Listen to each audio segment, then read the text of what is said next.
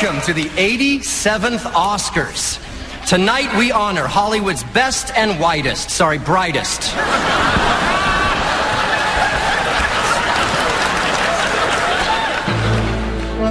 Cinemação, o seu podcast sobre cinema.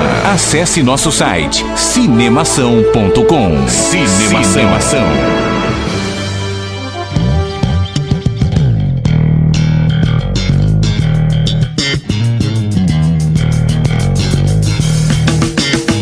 Seja bem-vindo ao podcast Cinemação número 123. Eu sou Rafael Arinelli e liguem para seus pais. Bonitinho e fofinho. Eu sou o Daniel Cury e eu também quero saber quem que deu o green card pra esses fia da puta. Boa. Aqui é o Henrique Risato e eu daria um Oscar pra Lady Gaga. Ah, meu Deus, você achou ela linda? Não achei ela linda, mas achei que ela mandou muito bem na voz. Ah, na voz. Caralho, canta pra caramba mesmo, hein? Canta. Puta que Ela tem que ganhar um Oscar Car, né? Porque ela é gaga. Tirando que no começo ela tava com o cabelo da Bruxa de 71, né? É verdade. Muito bem, estamos reunidos aqui, time titular do podcast Cinemação, para comentar, falar, explicar, discutir tudo o que aconteceu no Oscar 2014-2015, né? Assim que deveria se chamar, na verdade, né? Tipo, Oscar 2014 Não, o Oscar 2015. premia os melhores filmes de 2014. 2016 é premiar os melhores de 2015 e assim por diante. Sempre foi assim. Só que no Brasil, tipo, sai 20% dos filmes em 2014 e 80% dos filmes em 2015. Uma semana na verdade, antes do Oscar e a maioria não sai, e alguns ainda nem saíram ainda, né? Mas beleza. Exatamente. Mas vão sair, mas foda-se o mundo. O importante é que teve o Oscar, ele foi legal e é isso aí. É isso mesmo. E a gente vai conversar da importância do Oscar. Exatamente, vamos discutir aqui o que é o Oscar, o que ele trouxe pra gente, quais foram as grandes surpresas, os barbadas, enfim. Vamos conversar sobre Oscar 2015 aqui no podcast Cinemação número 123, mas antes vamos pro quadro Repercussão. Agora no Cinemação. Eu começo então. Repercussão. E eu me surpreendi com o filme. Repercutindo o que rolou durante a semana. Repercussão. Everything is awesome. Everything is cool when you're part of a team. Everything is awesome when we're living our dream. Everything is better when we stay together. Side by side, you and I gonna win forever. Dani, se você estivesse no tapete vermelho do Oscar lá, esperando aquele monte de artista, de ator, todo mundo chegar pra finalmente, né, vir conversar com você, que pergunta você faria pro Seth Rogen? Tentando lembrar do Seth Rogen. O Seth, por que pra ele? Ué, porque ele é um artista, ele tava lá no tapete vermelho. Ele tava entendeu? lá, eu não vi. Não sei também. Não, enfim, tá. Não sei, acho que eu perguntaria se ele tá chateado por a entrevista não ter sido indicado a nenhum Oscar. Nem a framboesa, né? Nem a framboesa. Não, Acho que não ser indicado framboesa ninguém fica chateado. É verdade. Mas assim, por não ter nenhuma indicação ao Oscar, fala assim, pô, você não queria uma indicação aí e tal. Eu perguntei, eu acho que ele ia gostar de uma pergunta dessa. Ele geralmente ia levar na brincadeira. Geralmente quando os repórteres estão lá, você acha que eles já têm uma lista de perguntas prontas para determinados atores e para outros eles dão uma improvisada? Eu acho que sim, mas assim, eu imagino que tem que estudar muito, cara, pra ir lá. Eu tava vendo, não sei que acho que naquela E! Entertainment eles ficam lá enrolando, e aí apareceu não sei quem e eles falaram, tipo, você que uma pessoa não tão famosa, né? Que você que teve em tal filme com fulano e tal filme com ciclano e fez tal coisa e esteve aqui não sei quando. Assim, eles devem ter... Sério mesmo, eles devem ter a lista de todo mundo que vai. Com certeza. Das principais personalidades e, tipo, tudo que a pessoa fez ou estudar um monte da carreira de todo mundo, porque às vezes você não lembra na hora, né? Não, tipo, na real... Deve ser um inferno você ser repórter de Oscar, cara. Porque as semanas que antecedem o Oscar e um pouco depois também, você deve ter que fazer, tipo, megas maratonas pra ver filme, ver estudar tudo. Os caras claro, e tal. Mas eu acho que o pior deve ser isso, sabe? Ter que ficar lembrando de detalhe e cair na futilidade, né? Porque fizeram campanha até pra não ficar perguntando só sobre vestido. Mas, sabe, você tem que ficar perguntando de vestido, de às vezes até de idiotice, do tipo, sei lá, coisa que não é sobre filme, na verdade. Né? E outra coisa também que eu acho que eu não saberia ser é imparcial, porque, sei lá, se chega um cara de um filme que eu não gostei, eu não ia conseguir falar assim, não, então parabéns. Não, eu falo assim, você podia ter ido melhor nesse filme aí e tal. Eu achei que você não ia ser imparcial com os vestidos. Você ia falar, ai meu amor, você tá uma mocreia. Tá horroroso. Lady Gaga vai lavar minha louça. Dani, como que as pessoas fazem pra escrever pro Cinemação e mandarem seus comentários sobre o Oscar? O que elas acharam sobre o Oscar? Pra falar se elas acharam um vestido mais bonito que o outro, ou se o Seth Rogen merecia ser indicado a alguma coisa. Quais são os meios de contato do Cinemação para as pessoas falarem com a gente? É muito simples, é só mandar um e-mail para contato@cinemação.com. Super fácil, então você pode mandar lá no e-mail coisas mais compridas, destrinchar todos os seus pensamentos, falar o que você achou desse podcast, dos outros, etc, etc. Se você preferir, entra no facebook.com/cinemação, nossa página no Facebook, segue a gente, acompanha as novidades e comente lá o que você quiser em todas as postagens que você quiser. Pode até mandar mensagem pra gente. Quem preferir seguir no Twitter, vai no @cinemação, segue a gente lá, confere todas as novidades todos os dias, o tempo inteiro. A gente tá sempre lançando tudo de novidades, tudo sai na hora lá no Twitter. Se quiser, segue a gente também no Cinemação, no @cinemação também. Tudo cinema, C-A-O, sem tio, sem cedilha, etc. Acompanhando no Instagram, você vê algumas fotos, algumas coisinhas com imagens bacanas. Quem preferir, entra no cinemação.com, que é obviamente o nosso site, todas as notícias estão por lá e você pode usar o espaço de comentários para dar a sua opinião. Se você quiser ouvir esse podcast num local que não seja simplesmente o local do podcast, você pode ouvir no www.webradiovagalume.com. É uma web rádio que exibe o podcast Cinemação todas as sextas-feiras às 10 horas da noite, com reprises aos sábados ao meio-dia. E claro, não se esqueça de, por favor, curtir o nosso player lá no SoundCloud, dar a nossa nota de preferência 5 estrelinhas no iTunes, para poder apresentar esse podcast para outras pessoas, já que se você gosta dele, você vai querer que outras pessoas que conheçam ele também. Então curte lá, ajuda a gente a subir um pouquinho o nosso índice lá nesses players que são importantes. Aliás, essa é uma boa campanha, hein, também de começar. Se a gente já começou a campanha Saia do Armário Ouvintes de podcast e que tem dado repercussão, né? As pessoas estão saindo do armário finalmente, escrevendo pra gente. A gente recebeu um comentário, não sei se você viu, de uma pessoa que falou, eu só passei aqui pra dizer, saí do armário. Então, eu falei, nossa, beleza.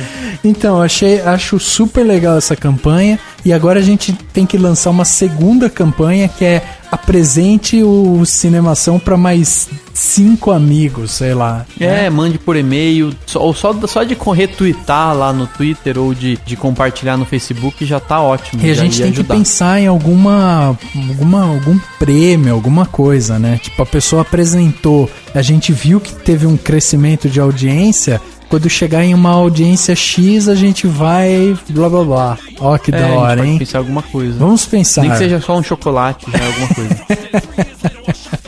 Muito bem, chegando aos comentários aqui, eu tenho um comentário deixado pela Camila Albuquerque. Ela escreveu no podcast Cinemação 121 A Teoria de Tudo, filme que premiou o nosso querido Ed Redmayne como melhor ator aí nesse Oscar que a gente vai falar um pouco mais ainda hoje.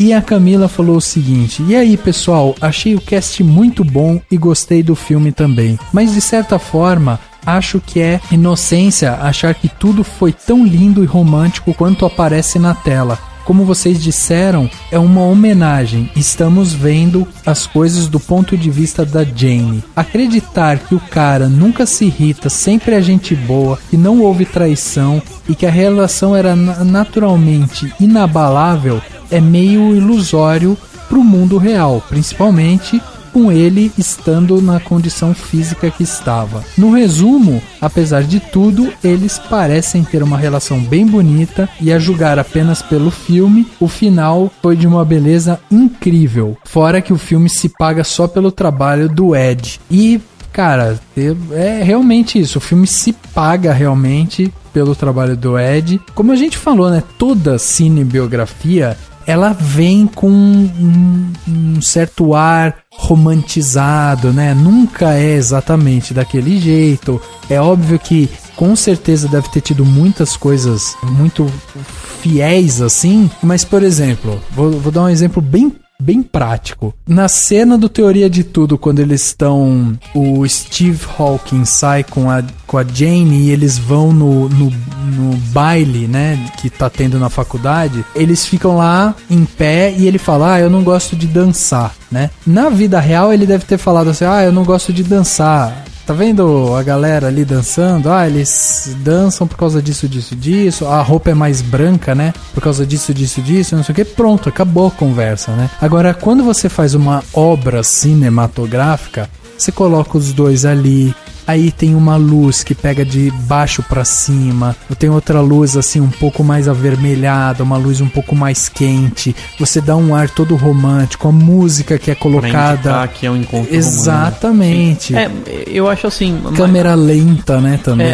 E muito além disso, claro, a gente sabe que pode ter havido questões que não foram mostradas no filme, por ele ser mais uma homenagem do que outra coisa. Mas mesmo assim, o que dá a entender pelo filme é que houve um relacionamento bonito entre eles. Esse é o essencial, né? Uma briga aqui, uma briga ali, sempre acontece na vida real. E no filme, dependendo da mensagem que você quer passar, dependendo do que você quer destacar nesse relacionamento entre os dois, se você coloca uma briga, você cria uma quebra e você cria a necessidade de explicação para isso, o que talvez não fosse a vontade do filme, não fosse o importante para que o filme deseja passar. Então é claro que a gente sabe que na vida real as coisas têm muito mais coisas que acontecem, e no filme você precisa não apenas apresentar um ponto de vista, mas também reduzir, né, para 2 horas, para resumir tudo isso em 2 horas, mas também mais é válido esse comentário, sim. De qualquer forma, assista a Teoria de Tudo, porque é um filme excepcional, principalmente no sentido de atuação. O que o Redmayne fez foi algo estrondoso, assim. Eu acho fantástica a atuação dele e vale sim você ir conhecer o filme. Eu tenho um comentário aqui da Amanda Aparecida Santos, que sempre comenta aqui nas coisas da gente, e ela comentou numa postagem que diz 5 coisas que você precisa saber antes de ver o Oscar. É simplesmente uma brincadeira com algumas curiosidades, algumas coisas interessantes sobre esse Oscar que saiu bem no dia, no domingo, dia 22 de fevereiro. E ela comentou o seguinte: 3 vezes consecutivas e mais uma vez Bradley Cooper vai ser ignorado pela academia. Em Sniper Americano, a transformação de Bradley Cooper para viver o personagem principal foi grande e ele realmente se empenhou na atuação para transmitir em tela os sentimentos do personagem. Mas ao que tudo indica, ele sofre do mesmo bullying que o Leonardo DiCaprio. Eu achei engraçado isso, mas eu discordo, porque eu acho que o Bradley Cooper ainda precisa de um certo feijão com arroz para ser Leonardo DiCaprio. Também acho.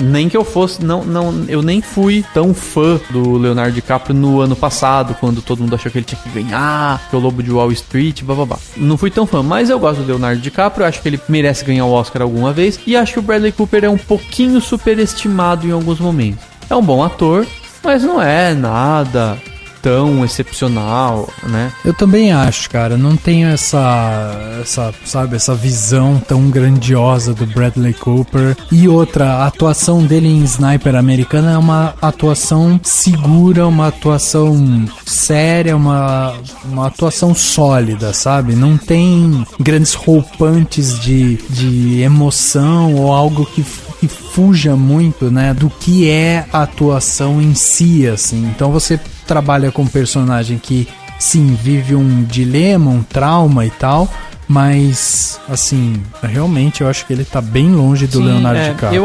Eu acho que o Sniper Americano, assim, talvez não tanto quanto o jogo, a gente vai comentar isso nesse podcast mais pra frente, mas o Sniper Americano foi muito mais o hype do que um filme realmente merecedor de tanta coisa. Então eu acho assim, tava lá, teve as indicações, teve só um Oscar que ele levou e tá ótimo. O Bradley Cooper ainda, eu acho que um dia ele ganha um Oscar, um dia ele vai ter um destaque maior, mas enfim, eu acho que ele tá bem só por já ter sido indicado tantas vezes. Então, tá ótimo. Awesome items are the best. Trees, drums, clogs, they're awesome. Rocks, clocks, and socks, they're awesome. Figs and jigs and twigs, that's awesome. Everything you see or think or say is awesome.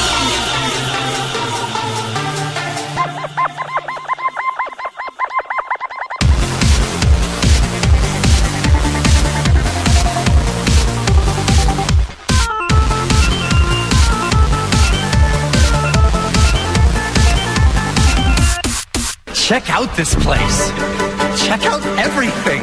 Check out the glamour, the glitter, people tweeting on the Twitter, and no one's drunk and bitter yet, cause no one has lost. Look at the diamonds, the dresses, people going to excesses, the stress is on and everybody's fingers are crossed. I know the camera's on and we're behaving our best, yet I secretly hope someone pulls a Kanye West. But we are here tonight with our Xanax and Dior. Thank you, listen, publicists who fought the Oscar war. Tonight we toast what we love most, and I am thrilled to be your host, cause all of it is for moving pictures, shadows and light, like a magic trick done in plain sight. O Oscar, premiação que faz aí, né, uma homenagem, dá prêmios, comemora o cinema, principalmente o cinema norte-americano, né, essa que é a grande verdade, e ele aconteceu agora no último dia 22 de fevereiro de 2015, e ele trouxe a listagem, fez a grande competição, né, premiou os melhores filmes de 2014, como a gente comentou lá na introdução do podcast.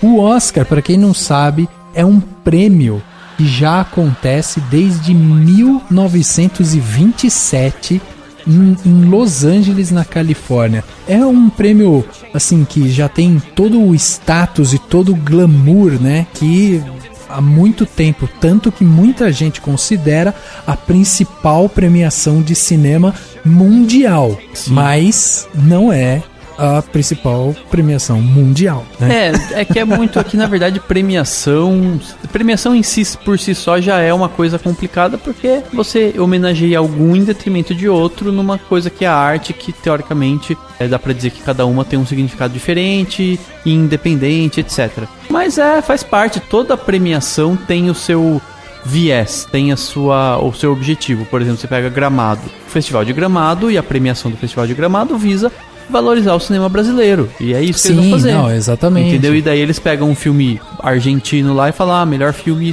estrangeiro, entendeu? Por quê? Porque tá aqui na nossa região. Cada uma tem o seu jeito. O Oscar, eu acho que ele acaba sendo até um glamour pros próprios astros e diretores americanos. Por conta dos Estados Unidos, da indústria de Hollywood, que é uma indústria gigantesca. Não represente realmente os melhores filmes, né? Exatamente. Só para as pessoas terem uma ideia, saiu um dia antes do Oscar, teve o César, né, o prêmio da França, que a gente até fala que é o Oscar da França, porque Oscar virou sinônimo de qualquer premiação, né? Tipo, vão dar um prêmio, esse aqui é o Oscar do jornalismo. Mas enfim, lá na França eles deram um dos maiores vencedores, né, do César, de várias categorias, foi o Timbuktu, que foi um filme da Mauritânia, se não me engano, que foi só indicado a melhor filme estrangeiro no Oscar. E pela primeira vez na história, uma atriz americana ganhou o prêmio de melhor atriz do César. Porque os franceses são bem fechados, né, eles gostam de premiar atrizes francesas. Acho que tá certo também. Mas enfim, e quem foi a atriz americana que ganhou o primeiro Oscar? A Kristen Stewart. Tipo, foi um tapa na cara de Hollywood. Falou assim, ó, a primeira mulher que a gente vai premiar dos 6 aí é a que fez o Crepúsculo, entendeu? E tá certo, ela tá muito bem no filme novo dela, lá com a... Enfim, esqueci o nome, Caminhando nas Nuvens, uma coisa assim. Acima das nuvens, né? Mas enfim, só para as pessoas terem uma ideia de como é uma premiação pode ser completamente diferente da outra. O Oscar só tem o hype que tem. E, querendo ou não, ele tem um charme que a gente gosta. Eu adoro o Oscar e acompanho mesmo. É que ele muda os critérios, né? Mas eu acho que hoje em dia ele não é tão glamouroso, por exemplo, como uma apresentação do Emmy. Cara, eu acho que é sim.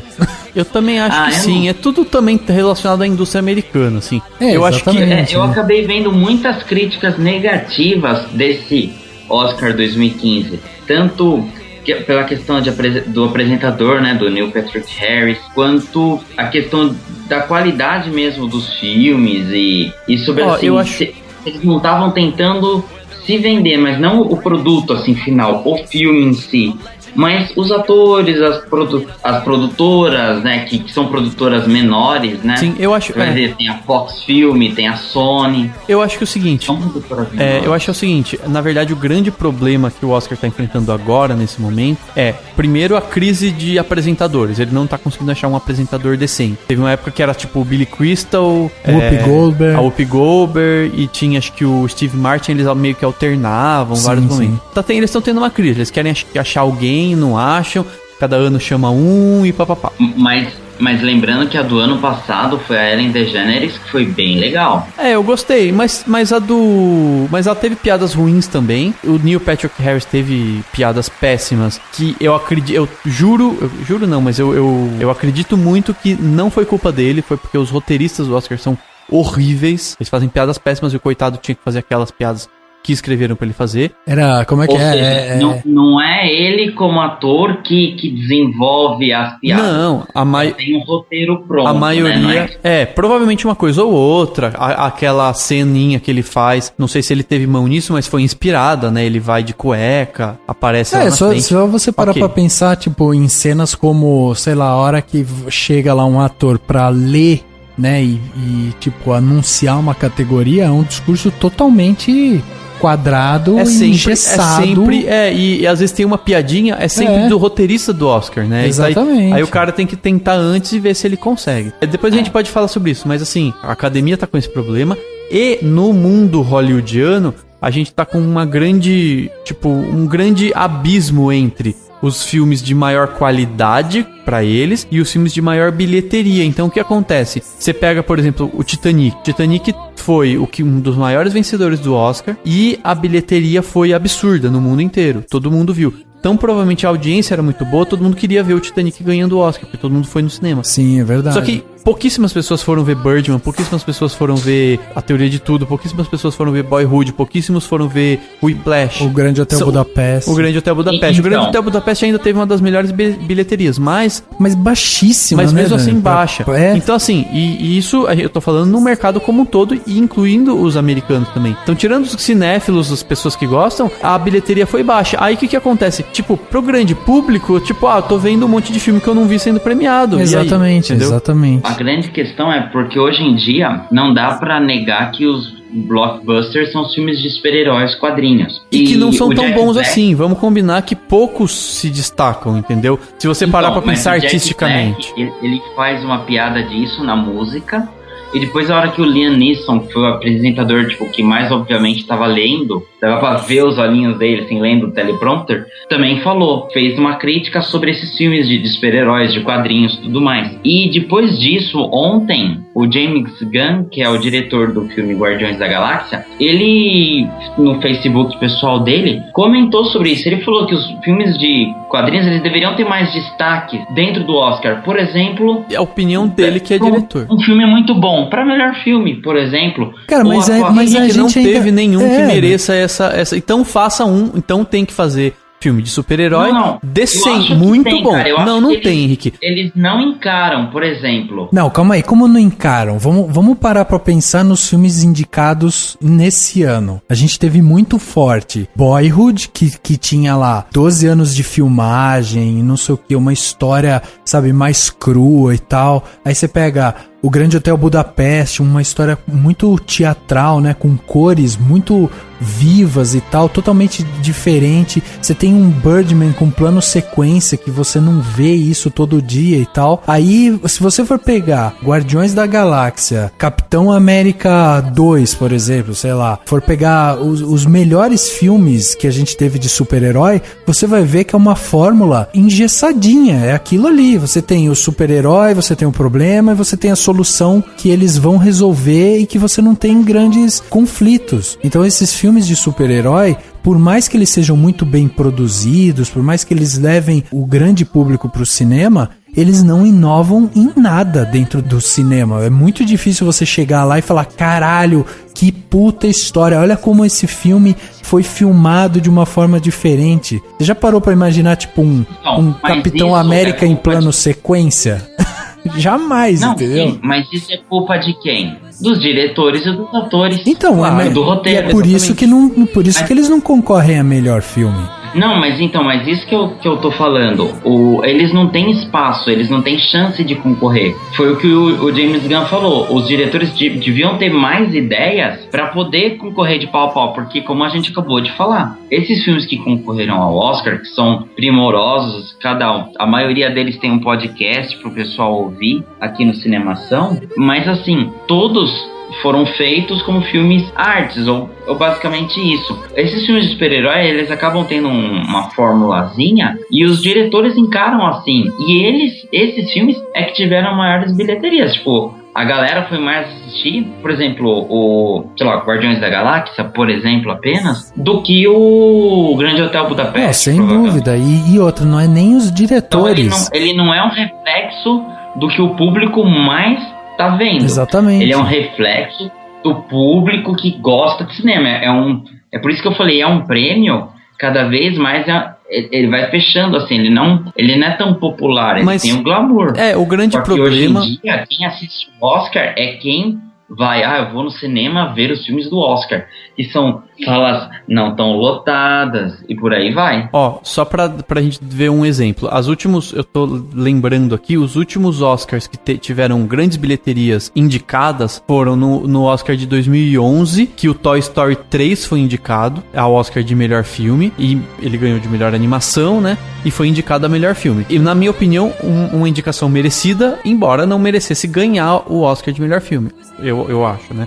Eu acho que tem outras características a serem pensadas. E em 2010, quando o Guerra ao Terror ganhou, o Avatar estava concorrendo também como melhor filme. Também acho que não mereceria ganhar, mas foi interessante a indicação e foi uma das maiores bilheterias da história. Enfim, números estrondosos e tal. Então assim, se a gente parar pra pensar, o Oscar não recebe sempre as grandes bilheterias. Mas eu acho que no momento a gente tá vivendo um período de pasteurização dos grandes filmes. Quer dizer, e cada vez menos se ousa produzir um filme um pouco mais interessante, com algo diferente, entendeu? E a academia tá tentando fazer isso, tá tentando mostrar, a gente vai premiar esses filmes, entendeu? Só que a gente precisa deixar claro uma coisa: esses filmes, Birdman, Boyhood, Grande Hotel Budapeste, eles não são filmes independentes. Eles não são filmes tipo, filme baratinho, não. Eles são filmes bem mais baratos que os grandes blockbusters, mas tem por trás os estúdios com as suas versões para filmes mais baratos, ou que eles chamam de independentes pro padrão hollywoodiano. Talvez o mais simples desses seja justamente o Boyhood, né? Que é o que, assim, que tem um orçamento mais modesto. Mas ele ainda assim tem uma distribuidora importante. Aí você tem a Fox Searchlight, que é o braço da Fox para filmes menores, vamos dizer assim. Você tem a Mas Sony é como- Classic, você tem cada grande estúdio tem seus braços pra filmes um pouco incentivar, menores, pra exatamente. incentivar isso. E a academia tá de uma certa forma, há bons anos, diga-se de passagem, dizendo assim, gente, esses filmes que são bons e tudo mais. E ainda a gente tá vivendo um momento da história em que o grande público vai pagar pra ver esses grandes blockbusters e o resto ele vai esperar chegar no canal sob demanda, na TV a cabo, vai baixar, etc. Então a gente tá vivendo também um momento em que as pessoas estão vendo outras formas de ver filmes e tudo mais, e aí a discussão vai até o resto da eternidade pra gente falar sobre isso. Os filmes, eles não fizeram tanto sucesso assim. Uma das primeiras piadas lá do Neil Patrick Harris foi dividir o público no meio e falou assim, uma metade são todos os outros filmes. Exatamente. A outra metade, sozinho, é o sniper americano, né? Na verdade, ele até falou, ele falou assim, todos os filmes são essa metade. O sniper americano é a Oprah. Foi uma das primeiras piadas que, tipo, ninguém entendeu. Não, foi uma Então, piada bem tosca dele ter falado assim, foi você é um- rica. Tá, ok. Então, por que que foi muito rentável? Porque é um filme que fala de um cara que é uma personalidade lá do exército americano que realmente existiu, que morreu em 2013, causou muita comoção. Sim. O livro resto vendeu é- bastante. O livro dele vendeu Então, bastante. os filmes arte, eles foram, tipo, somando todos, deu aquele, entendeu? So here's the thing. Alan Turing never got to stand on a stage like this and look out at all of these disconcertingly attractive faces. And I do. And that's the most unfair thing I think I've ever heard. So in this brief time here, what I want to use it to do is to say this. When I was 16 years old, I tried to kill myself because I felt weird and I felt different and I felt like I did not belong. And now I'm standing here, and so I would like for this moment to be for that kid out there who feels like she's weird or she's different or she doesn't fit in anywhere. Yes, you do. I promise you do. You do. Stay weird, stay different, and then when it's your turn and you are standing on the stage, please pass the same message to the next person who comes along. Agora, uma coisa interessante que a gente vai acabar falando é assim, o Oscar, como o programa Oscar, né? Não sei, não foi tão legal de assistir, né? Eu não sei eu já tenho pelas piadas. Eu achei assim, algumas piadas foram legais, a maioria foi ruim, mas faz tempo que são as que é assim. O Neil Patrick Harris foi ok na maioria das vezes. Não sei o que as pessoas esperam também dos apresentadores do Oscar. Que na minoria das vezes, viu, Dani? Porque, eu curto o Neil Patrick Harris pra caramba. Assisti ele em todas as temporadas How I Met Your Mother, em American Horror Story, agora essa última temporada. Ele é um puta de um ator. Mas você via na cara dele assim, tipo, ele ficava esperando o povo rir e ninguém ria. E ele tava muito... Eu acho que pra ele foi muito constrangedor. Sim, e ele tava muito nervoso, mas, gente, pelo amor de Deus, com o texto que ele tinha que falar lá, eu me recusaria. Ele deve foi saber que o texto era ruim. Ele devia né? saber que o texto era ruim. O cara que trabalhou num seriado de comédia durante tanto tempo, tipo, ele entende trabalha o que com isso. Exatamente. Muito bem. Enfim, e ele apresentou o Tony Awards, que é outra coisa. Eu achei assim, só pra citar, a canção no começo foi bacana, eu achei legal, né? Eles cantam, homenagearam... de todos os filmes, homenagearam os filmes, etc. Falaram um pouquinho de todos os filmes indicados, dos principais. Teve um momento em que ele apareceu lá de cueca, fazendo uma citação do Birdman. E ainda misturou com o Whiplash, que foi super legal. Teve a primeira piada de todas, eu achei interessante cutucar isso. Ele falou assim...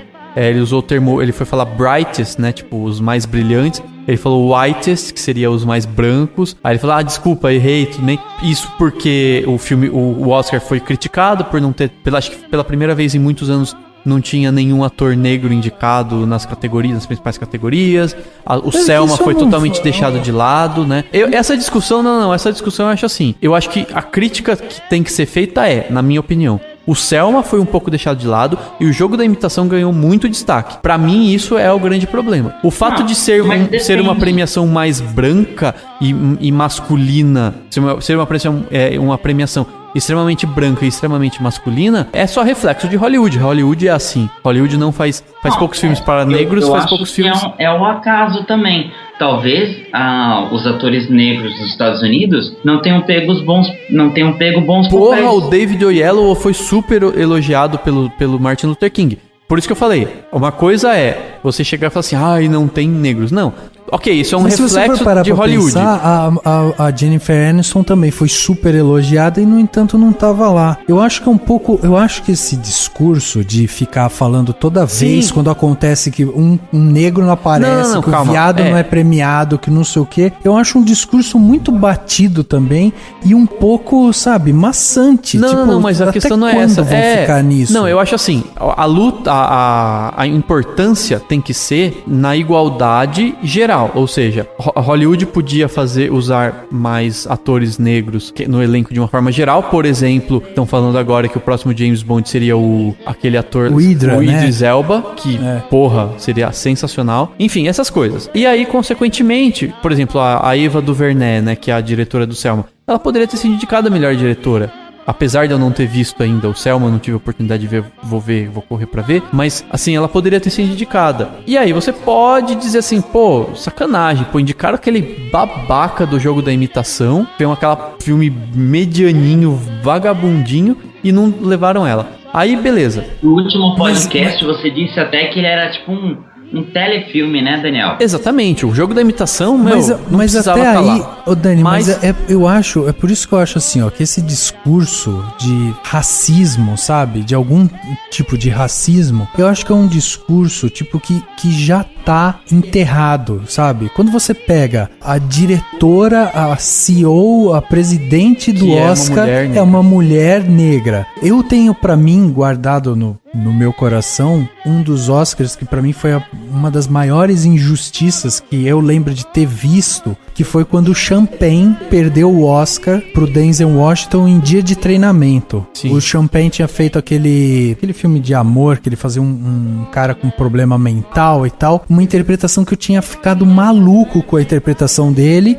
E na época deram um prêmio pro Denzel Washington porque fazia muitos anos que um negro não ganhava. Sim. Então eu acho assim, que esse discurso, ele acaba, inclusive, diminuindo o lado artístico. Sim, porque o que tem que ser discutido é a obra cinematográfica como arte. Claro, porque se a gente ficar falando, falta filme com um ator negro. Falta não sei o quê. Mas você não tem que reclamar no Oscar. Você não pode reclamar, eu acho. Que você não pode chegar no Oscar e falar assim, pô, não tem indicado. Não, você tem que chegar lá no começo do ano passado, e falar assim, galera, produtores, vocês podem fazer filmes mais variados, valorizar a diversidade, etc, etc. E esse é um papo importante que a gente está tendo, porque esse Oscar foi muito político. E eu achei isso sensacional. Porque o cinema, ele precisa ser político. A arte precisa discutir política, né? A arte tá aí para isso. Se não discutir coisas existenciais, se não for para discutir a própria arte, se não for para discutir algumas outras questões importantes, tem que discutir política. E faz parte. Cannes sempre foi um evento, um festival super político. Festivais europeus costumam ser muito políticos, Berlim principalmente. E esse Oscar foi bastante, né? Tanto nas premiações, nos resultados e principalmente nos discursos de quem ganhou, inclusive do próprio Selma, que ganhou pela canção, eu achei até muito merecido, inclusive, e fizeram discursos muito políticos, inflamados, assim.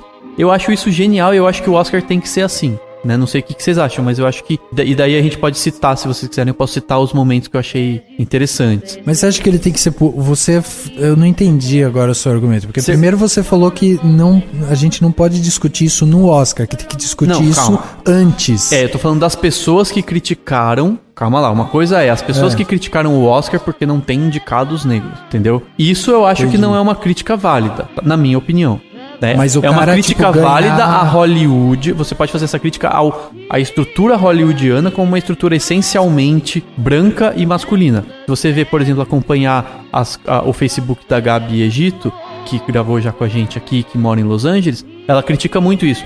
Lá as mulheres são muito pouco valorizadas como diretoras. Mulher, negro, você vê muito isso. Enfim. Aí, ok, beleza. Então, Hollywood, outra coisa é você chegar no Oscar e falar assim, não tem mulheres indicadas. Sim, não tem mulheres indicadas porque não tem mulheres produzindo. Antes de ser Exatamente. indicadas, elas precisam produzir. Exatamente, Então exatamente. vamos batalhar lá embaixo. Então, foi mais ou menos o mas- que eu disse sobre os atores negros, né? Assim, será que eles fizeram tanto destaque maior do que os outros Sim, atores? apesar do David Oyelowo ter merecido uma indicação muito mais que o Benedito Cumberbatch. Mas aí até aí eu também acho que o Ralph Fiennes também merecia, e mesmo assim... E mesmo assim não foi. Ok, tava, beleza, ok. Mas eu acho, o ponto eu acho que essa que é a discussão, Sim. é justamente isso, é no cerne do negócio, né? Em vez da gente ficar... Porque assim, na hora que você vai pra premiação, onde você vai avaliar a obra cinematográfica e vai falar de arte, tipo, qual é o melhor filme em termos artísticos, qual foi que usou a melhor técnica, que teve o melhor roteiro e tal, esse discurso racista, ele acaba se esvaindo, né? Porque, na verdade, é como você falou, ele vem lá de trás. E aí, quando você vai vendo que o resultado é um monte de indicação pra homem branco, pra, sabe, não tem mulher na direção, pra não sei o quê, na verdade ali é a síntese do que acontece há um tempão atrás. Então, o que eles têm que discutir, na verdade, é não o momento. Sim. Porque, E porque vira uma discussão muito pontual. Claro. E aí o que eu tô falando E é uma contradição doida, porque quem ganhou o Oscar de melhor diretor e o Oscar de melhor filme, diretor mexicano, latino, o que pra eles é tipo o empregado, o faxineiro, entendeu? É, que também sofre Tanto muito que preconceito. O Champagne, que é muito amigo do Inharrito, ele fez essa brincadeira que foi a frase de início do Daniel. Quem deu um green card pra esse filho da puta? Porque eles são amigos, Acho que ele não foi falou filho da preconceito. puta. Ele hein? falou son of bitch, sons of bitches. Ele usou son of bitch. Falou, você não fez isso. Mas assim, só pra deixar claro o que eu tava falando antes. Então, assim, essa discussão precisa ser canalizada de forma certa, mas na hora em que você premia um filme, na hora que você dá um Oscar pro Inharrito, que é mexicano, na hora que você dá o Oscar pro Common e pro John Legend pela canção do Selma, na hora que você dá o Oscar pra Patrícia Arquette, que é uma atriz que não se deixa levar por essa coisa da plástica e de ficar recalchutada e não consegue tanto destaque porque as pessoas não querem dar prêmio pra ela, não querem dar papel pra ela porque ela, tipo, tá envelhecendo e não faz plástica. É sério, é verdade, ela tem dificuldade de achar emprego, né? E, tipo, porque ela fala assim, eu sou desse jeito, né? Eu sou uma mulher. Enfim, quando ela vai lá e fala da questão da igualdade salarial para mulheres, assim, quando você dá esses prêmios, essas pessoas têm que falar sobre esse assunto. Elas têm que chamar atenção para esses assuntos que são importantes de serem discutidos. Porque é a arte que traz isso. E o cinema alavanca essa discussão que, na minha opinião, é importantíssimo que a gente tenha. Então, só pra gente citar os momentos super políticos que o Oscar teve. No começo, a Reese Witherspoon e outras atrizes estavam com a campanha chamada Ask Her More, que seria pergunte mais pra ela. Porque geralmente chega a mulher lá no tapete vermelho, o que eles perguntam? O seu vestido, a sua unha, o seu cabelo. Porra, a mulher fez um filme, ela é uma atriz. Pergunta do filme dela, pergunta do próximo filme dela, pergunta de alguma coisa inteligente e não do cabelo, do vestido, né? E as pessoas ficam focadas só nisso, no vestido que a pessoa tá usando, se a luva da Lady Gaga. Porra, a Lady Gaga foi lá, cantou pra caralho. A puta de uma atriz, uma cantora, é uma mulher que se renovou completamente. Tipo, ela cantora pop, virou uma tipo diva, né, do Oscar. Nossa, foi impressionante. Velho. Foi sensacional e as pessoas falam, tipo, da luva dela. A luva é feia, ela lavou minha louça depois. Dane-se. Mas assim, o negócio das mulheres é até legal, porque até as roupas delas, né? Antes os vestidos eram com muito decote, com curtos ou abertos do lado. Hoje, nesse último Oscar foi a minoria, assim, né? Exatamente. Eu acho que aos poucos né? A tendência é essa, que seja, claro, vai ter, acho que a moda é uma coisa importante, tem a sua importância, né? Tipo, né? Elas vestem, a tendência é rosa com sei lá o quê. Tem isso, ok, só que você não precisa transformar isso na estrela da noite. A estrela da noite é o cinema, é a arte e não a moda. Outra coisa que eu reparei, que eu achei engraçado, foi que no ano passado, quando a gente teve a Ellen DeGeneres, né? A gente via em vários takes, principalmente na plateia, o Brad Pitt e a Angelina Jolie, né? A Angelina Jolie, ela montou um filme pra estar no Oscar, que é o Invencível. É o famoso Oscar bait. Exatamente, ela contratou os melhores, estavam com ela, tava todo mundo ali. E ela se sentiu sendo deixada de lado e ela foi a público e meio que tem umas cutucadas no Oscar. E eu achei engraçado, porque quando você assistiu o Oscar, as tomadas e tal mostraram pouquíssimas vezes. Se nem lembro, na verdade, de ter visto ela lá, entendeu? Sim, eu não sei se ela tava lá, mas... Porque assim, tipo, eu não sei nem se ela foi talvez realmente, ela tenha ido mas, porque tipo, o filme dela teve as exatamente, agora, tipo, deram uma boicotada nela mas ali eu também. acho que assim, ok, enfim, tem vários temas aí, mas de fato o filme dela não foi nenhuma maravilha. Foi um filme bom. Não foi, ela deu uma choramingada, mas foi o que eu tô dizendo mas é assim, isso, continua, eu acho assim, tipo, Angelina, continua aí, vai fazendo mais filmes que um dia você chega lá, ok, beleza. Ela teve motivo, né, Rafa, agora, né? Então, ela tinha motivo pra aparecer mais, né? Reclamar. Não, e pra aparecer mais. Daí no ano passado, quando a gente teve o 12 anos de escravidão, quando o Brad Pitt era o produtor do filme, a gente viu eles vários momentos em várias tomadas, quando passa aquela câmera mostrando a plateia e tal, você vira e mexe olhava eles, né? E dessa vez a gente não viu eles, assim, eles passaram muito despercebidos. E mesmo assim, eu entendo de uma certa forma como assim, sabe? Tipo, uma pequena retaliaçãozinha, sabe? Tipo, não vamos ficar mostrando muito. A pessoa chegou, ficou, sabe, dando uma choramingada, falando da gente, não sei o quê. Vamos focar em quem tá realmente concorrendo aqui e tal, entendeu? Sim. Então, na verdade, a única hora que o Neil Patrick Harris ele vai no meio do público, ele desce, ele fala com duas anônimas e eu achei bem engraçado que ele vai brincar com o Steve Carell, que tava concorrendo pelo Foxcatcher, né? sim. Aí ele fala, qual que é o seu nome dele? Steve, dele, quem que você quer conhecer daqui dos atores, como se fosse assim, dos atores de verdade.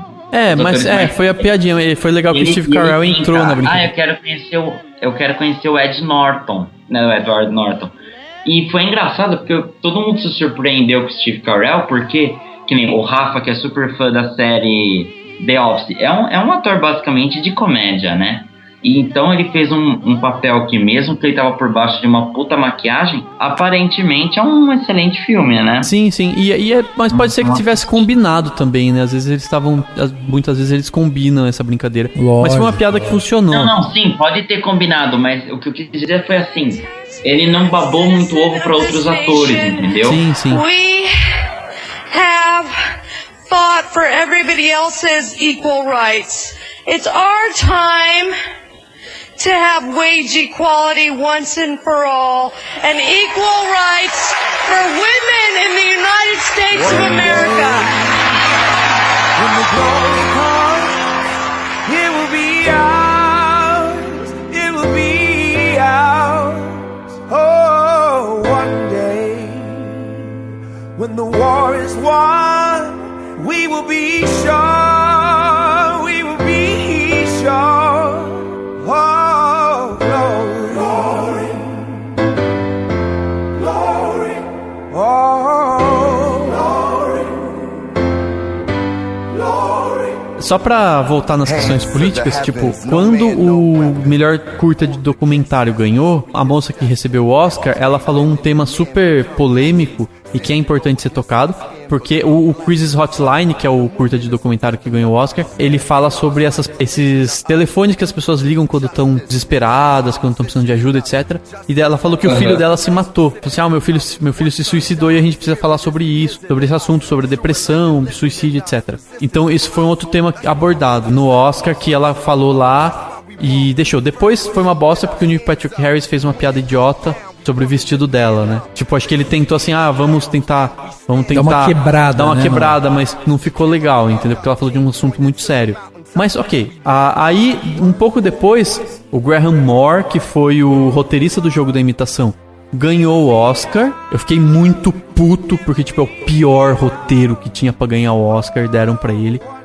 O pior de longe, o pior roteiro. Mas enfim, ele ganhou. E contou a história e falou que ele tentou se matar. E daí ele usou um termo interessante. Tipo, ele falou que ele se achava esquisito e não se encaixava na sociedade. E daí ele falou assim, pessoas, se vocês se sentem esquisitas, fiquem esquisitas e vocês se encaixam em algum lugar e tudo mais. Pode ser que ele tenha se referido à homossexualidade, porque eu não sei se ele é homossexual, mas o filme, o Jogo da Imitação, fala sobre a homossexualidade do Alan Turing. Que foi o motivo que ele morreu, foi, né?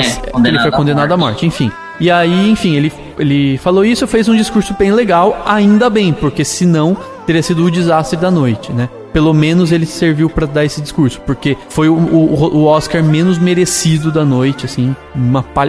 Eu fiquei muito puto. Quem me acompanhou no Twitter viu, eu xinguei as pessoas de filhos da puta. Falei, filhos da puta, eles deram o Oscar pra esse cara. Deu uma de champanhe, então. Oi? Eu fui champanhe antes do champanhe, porque... Mano, não era pra ter ganhado. Fiquei muito puto, sério mesmo, muito puto. Mas pelo menos ele fez o discurso bacana. E aí, além disso, teve a Patrícia Arquette falando do direito das mulheres e a Meryl Streep pirando lá. Teve o discurso do Inhárrito no final, que foi sobre imigração.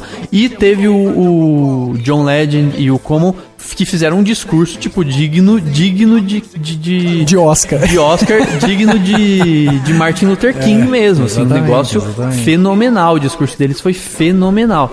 Então, assim, eu acho que o Oscar valeu só por isso, só por levantar esses temas e talvez fazer muita gente pensar nisso tudo. E fez justiça. O Oscar pro Selma só pelo Glory, né, pela música, já fez justiça ao que podia ter feito por questões políticas.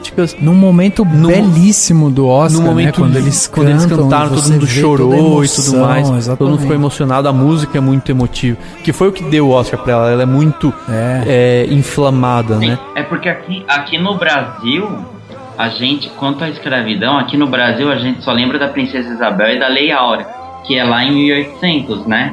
Nos Estados Unidos, a escravidão basicamente ela acabou com a Guerra Civil Americana, certo? Antes do Brasil. Sul contra... Isso, do sul contra o norte. Ser abolida no Brasil. Exatamente, aí acabou a escravidão.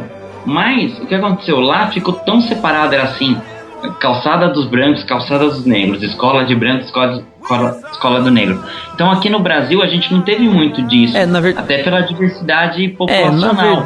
Na verdade no Brasil a gente teve isso de uma forma mais velada, porque tipo, eles foram pros lugares que depois se transformaram, foram chamados de favela. E é velado até mais. hoje. Velado A gente tem muito discurso de que a gente é um país muito misturado, essa coisa muito alegre, não sei o que, mas sabe, também não é bem pra assim. Tanto. Mas de fato, assim, o Brasil, eu acho que tem menos líderes largamente conhecidos, vamos dizer assim, pelos negros e tal, mas ainda assim tem muitas histórias interessantes no Brasil de luta e tudo mais. De qualquer forma, se você que tá escutando não viu essa cena, né, onde a gente tem aí essa apresentação da música do Selma, dá uma procurada no YouTube, dá uma procurada aí, porque vocês vão achar, é um momento mais emocionante, sem dúvida, o grande ponto alto do Oscar desse ano foi realmente esse momento da canção. Eu acho agora importante a gente começar a falar sobre a premiação em si, né, o que foi premiado, o que deixou de ser premiado, para daí a gente começar a discutir um pouco isso. O Dani já deu uma palhinha do que ele achou injusto, o que ele achou revoltante e tal, mas assim, ó, para começar, o Oscar desse ano ele teve alguns destaques, né? Não foi tão pulverizado como a gente viu no ano passado, mas tiveram alguns filmes que tiveram mais destaque do que os outros. Para quem não sabe, os maiores vencedores do Oscar até hoje é o Titanic em 98, que ganhou 11 prêmios. A gente tem em 1960 o Ben-Hur, também com 11 prêmios. E a gente tem em 2004 o Senhor dos Anéis, O Retorno do Rei, com 11 prêmios também. E assim, esses três em primeiro lugar como os maiores vencedores de Oscar. E em segundo lugar a gente tem o West Side Story em 1962 com 10 prêmios. Então esses são os maiores vencedores de Oscar. De um tempo pra cá, a gente viu a premiação dar uma pulverizada, né? Ela começa a distribuir alguns prêmios para diferentes filmes, e aí você acaba tendo uma grande quantidade de filmes que deixam de ser apenas indicado a 5 categorias e passam a ser vencedores de uma, né? A gente tem essa mudança de mentalidade. Ano passado o Trapaça foi indicado a 11 e não ganhou nada. Exatamente. E aí esse ano a gente teve como os grandes vencedores Birdman com 4 Oscars, o Hotel Budapeste com 4 Oscars e o Whiplash com 3 Oscars. Eu acho que a grande surpresa da parte de premiação foi Boyhood, né? Que acabou levando um prêmio Oscar só. com um ator coadjuvante. E Foi da só. Patrícia Arquette. Exatamente, com a Patrícia Arquette. Então, o que vocês acham que aconteceu com Boyhood? Eu acho que a academia apenas preferiu o Birdman e aí não houve essa polarização. Eu achei injusto. Por quê? Eu achei que o Boyhood merecia ganhar de melhor diretor por conta do trabalho do Richard Linklater. Tipo assim, qualquer pessoa leiga que simplesmente ouve, esse filme durou 12 anos de filmagem, poucos dias por ano, tudo mais, acompanhou o ator crescendo. Talvez, não sei se ele é tão inovador, porque tem alguns filmes que vão acompanhando, por exemplo, Harry Potter, foi acompanhando os atores. Mas a ideia de pegar um único filme. poucos dias, e você sente no filme o elenco de apoio ia mudando, entendeu? Eu acho assim, ele foi pensado para ser em 12 anos. Eu acho que essa iniciativa, esse diferencial fazia o Richard Linklater merecer sim ganhar o Oscar de melhor diretor. Sim, eu acho que poderia ser. Eu jurava que o Boyhood ganharia o de melhor filme, um ou outro aqui e ali, e o melhor diretor seria pro Iñárritu. Eu achava que seria assim. Eu apostei, sim, se eu tivesse que apostar e tudo mais, eu apostaria nisso. O que eu acho que muita gente reclamou, eu vi muita gente comentando, que o Linklater deveria ter recebido de melhor diretor também pela carreira dele, porque ele tem uma carreira muito mais sólida, ele fez grandes filmes, fez de tudo, fez Escola do Rock e a trilogia lá do Antes do Amanhecer, etc, etc. E o Iñárritu, apesar de ter feito filmes muito bons, ele fez o Beautiful, que não é lá aquelas coisas, enfim, fez alguns filmes não tão fortes e tudo mais. E não fez tantos filmes. Mas aí você entra naquela discussão. A gente premia pela carreira, a gente premia por essa obra. Exatamente. Né? Eu acho que foi merecido de melhor diretor pro Iñárritu, sem dúvida nenhuma. Eu acho que mereceu muito. O de melhor filme, quando eu vi que o Boyhood não tava levando nada, você já percebe o quê? A academia não curtiu Boyhood, não tá afim de premiar Boyhood. E aí eu meio que aceitei isso. Aí assim, quando foi anunciar pra melhor filme, no fundo do meu âmago, alguma coisa torcia pelo Whiplash, porque ele ganhou de melhor montagem.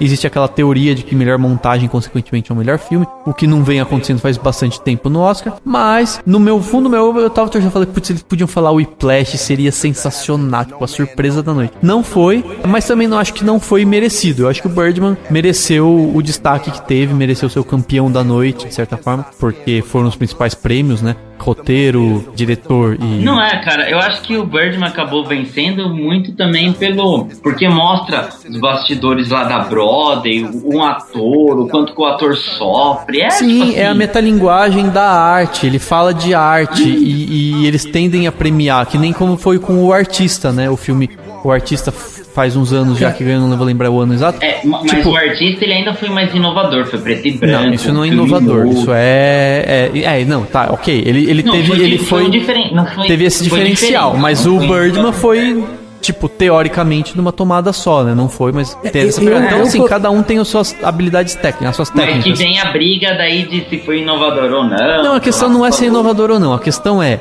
se o Oscar foi merecido devido à coragem de ter sido feito aquele filme. E a academia premia os filmes que são ousados, entendeu? E que falam de arte, que falam do fazer cinema, do fazer artístico. Eles tendem a gostar disso.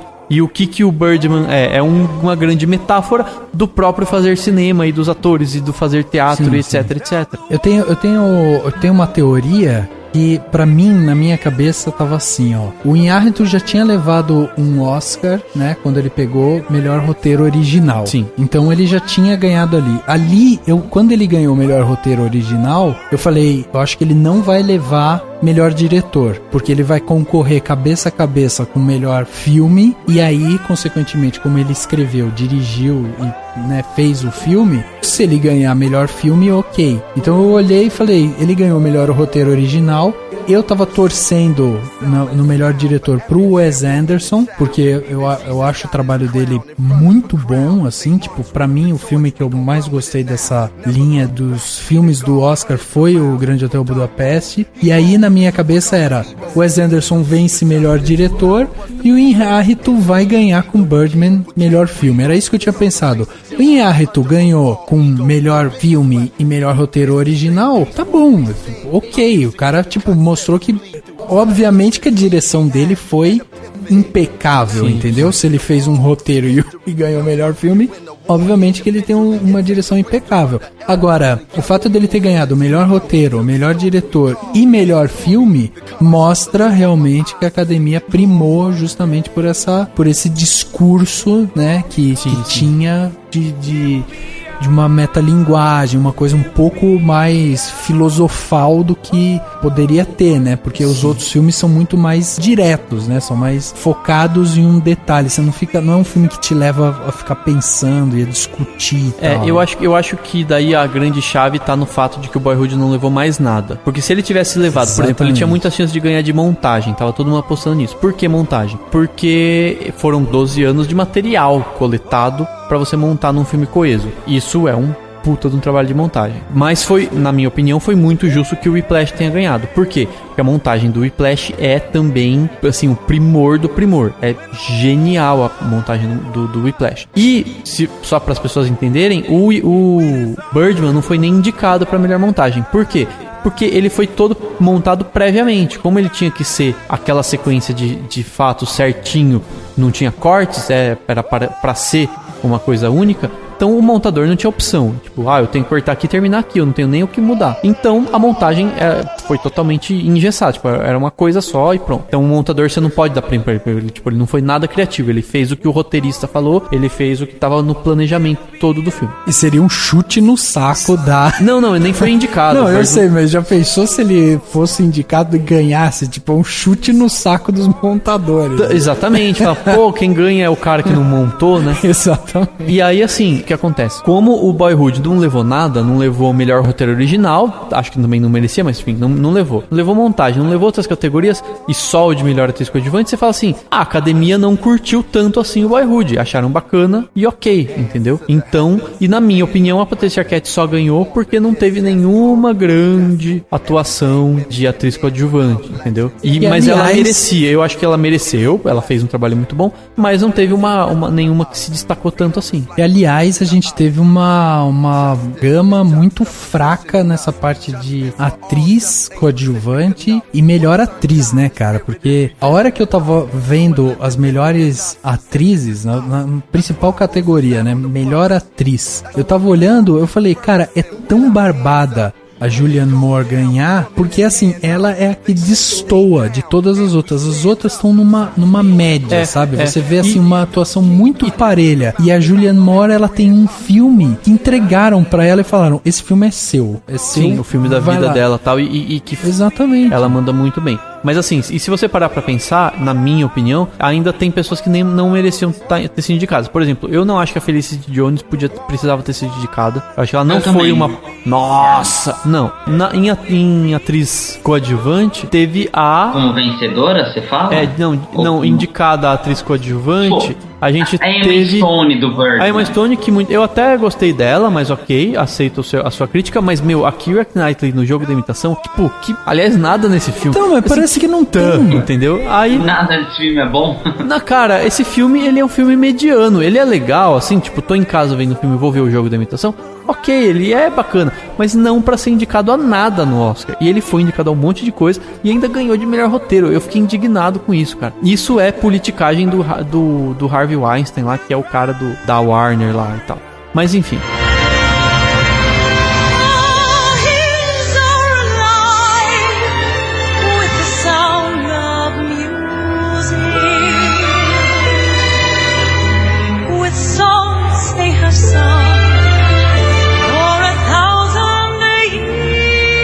Eu também acho que a Emma Stone, tipo, era totalmente dispensável, mas agora pensando, tipo, atriz coadjuvante, tipo, quem? Sabe? Sim. Tipo, quem então vai entrar no lugar dela? A Emma Stone é tão dispensável quanto a Jennifer Lawrence no Trapaça. Tipo, foi lá, mais gritou do que...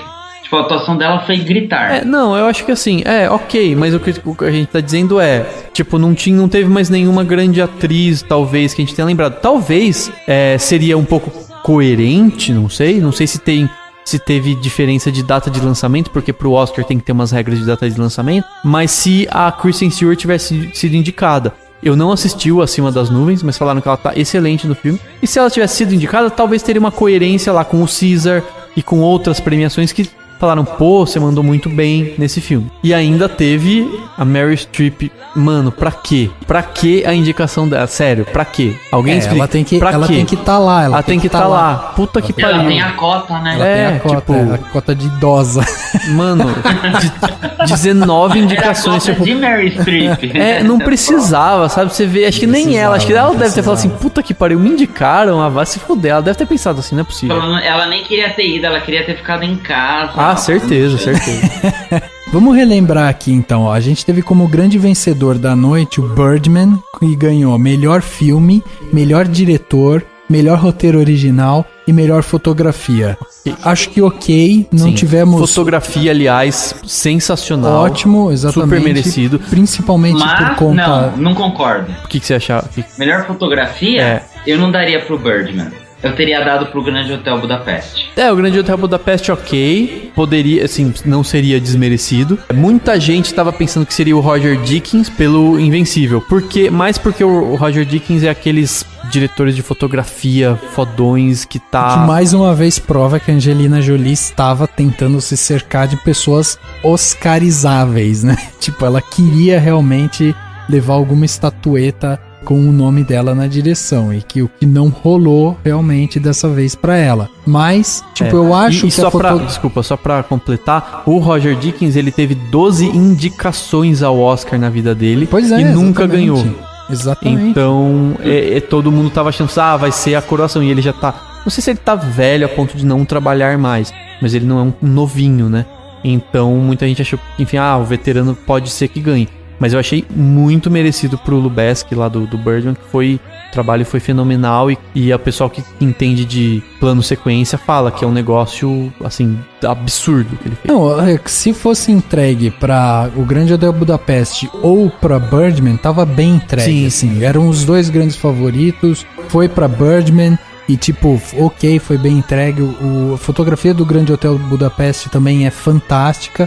E até o Grande Hotel Budapeste acabou levando os principais prêmios técnicos, né?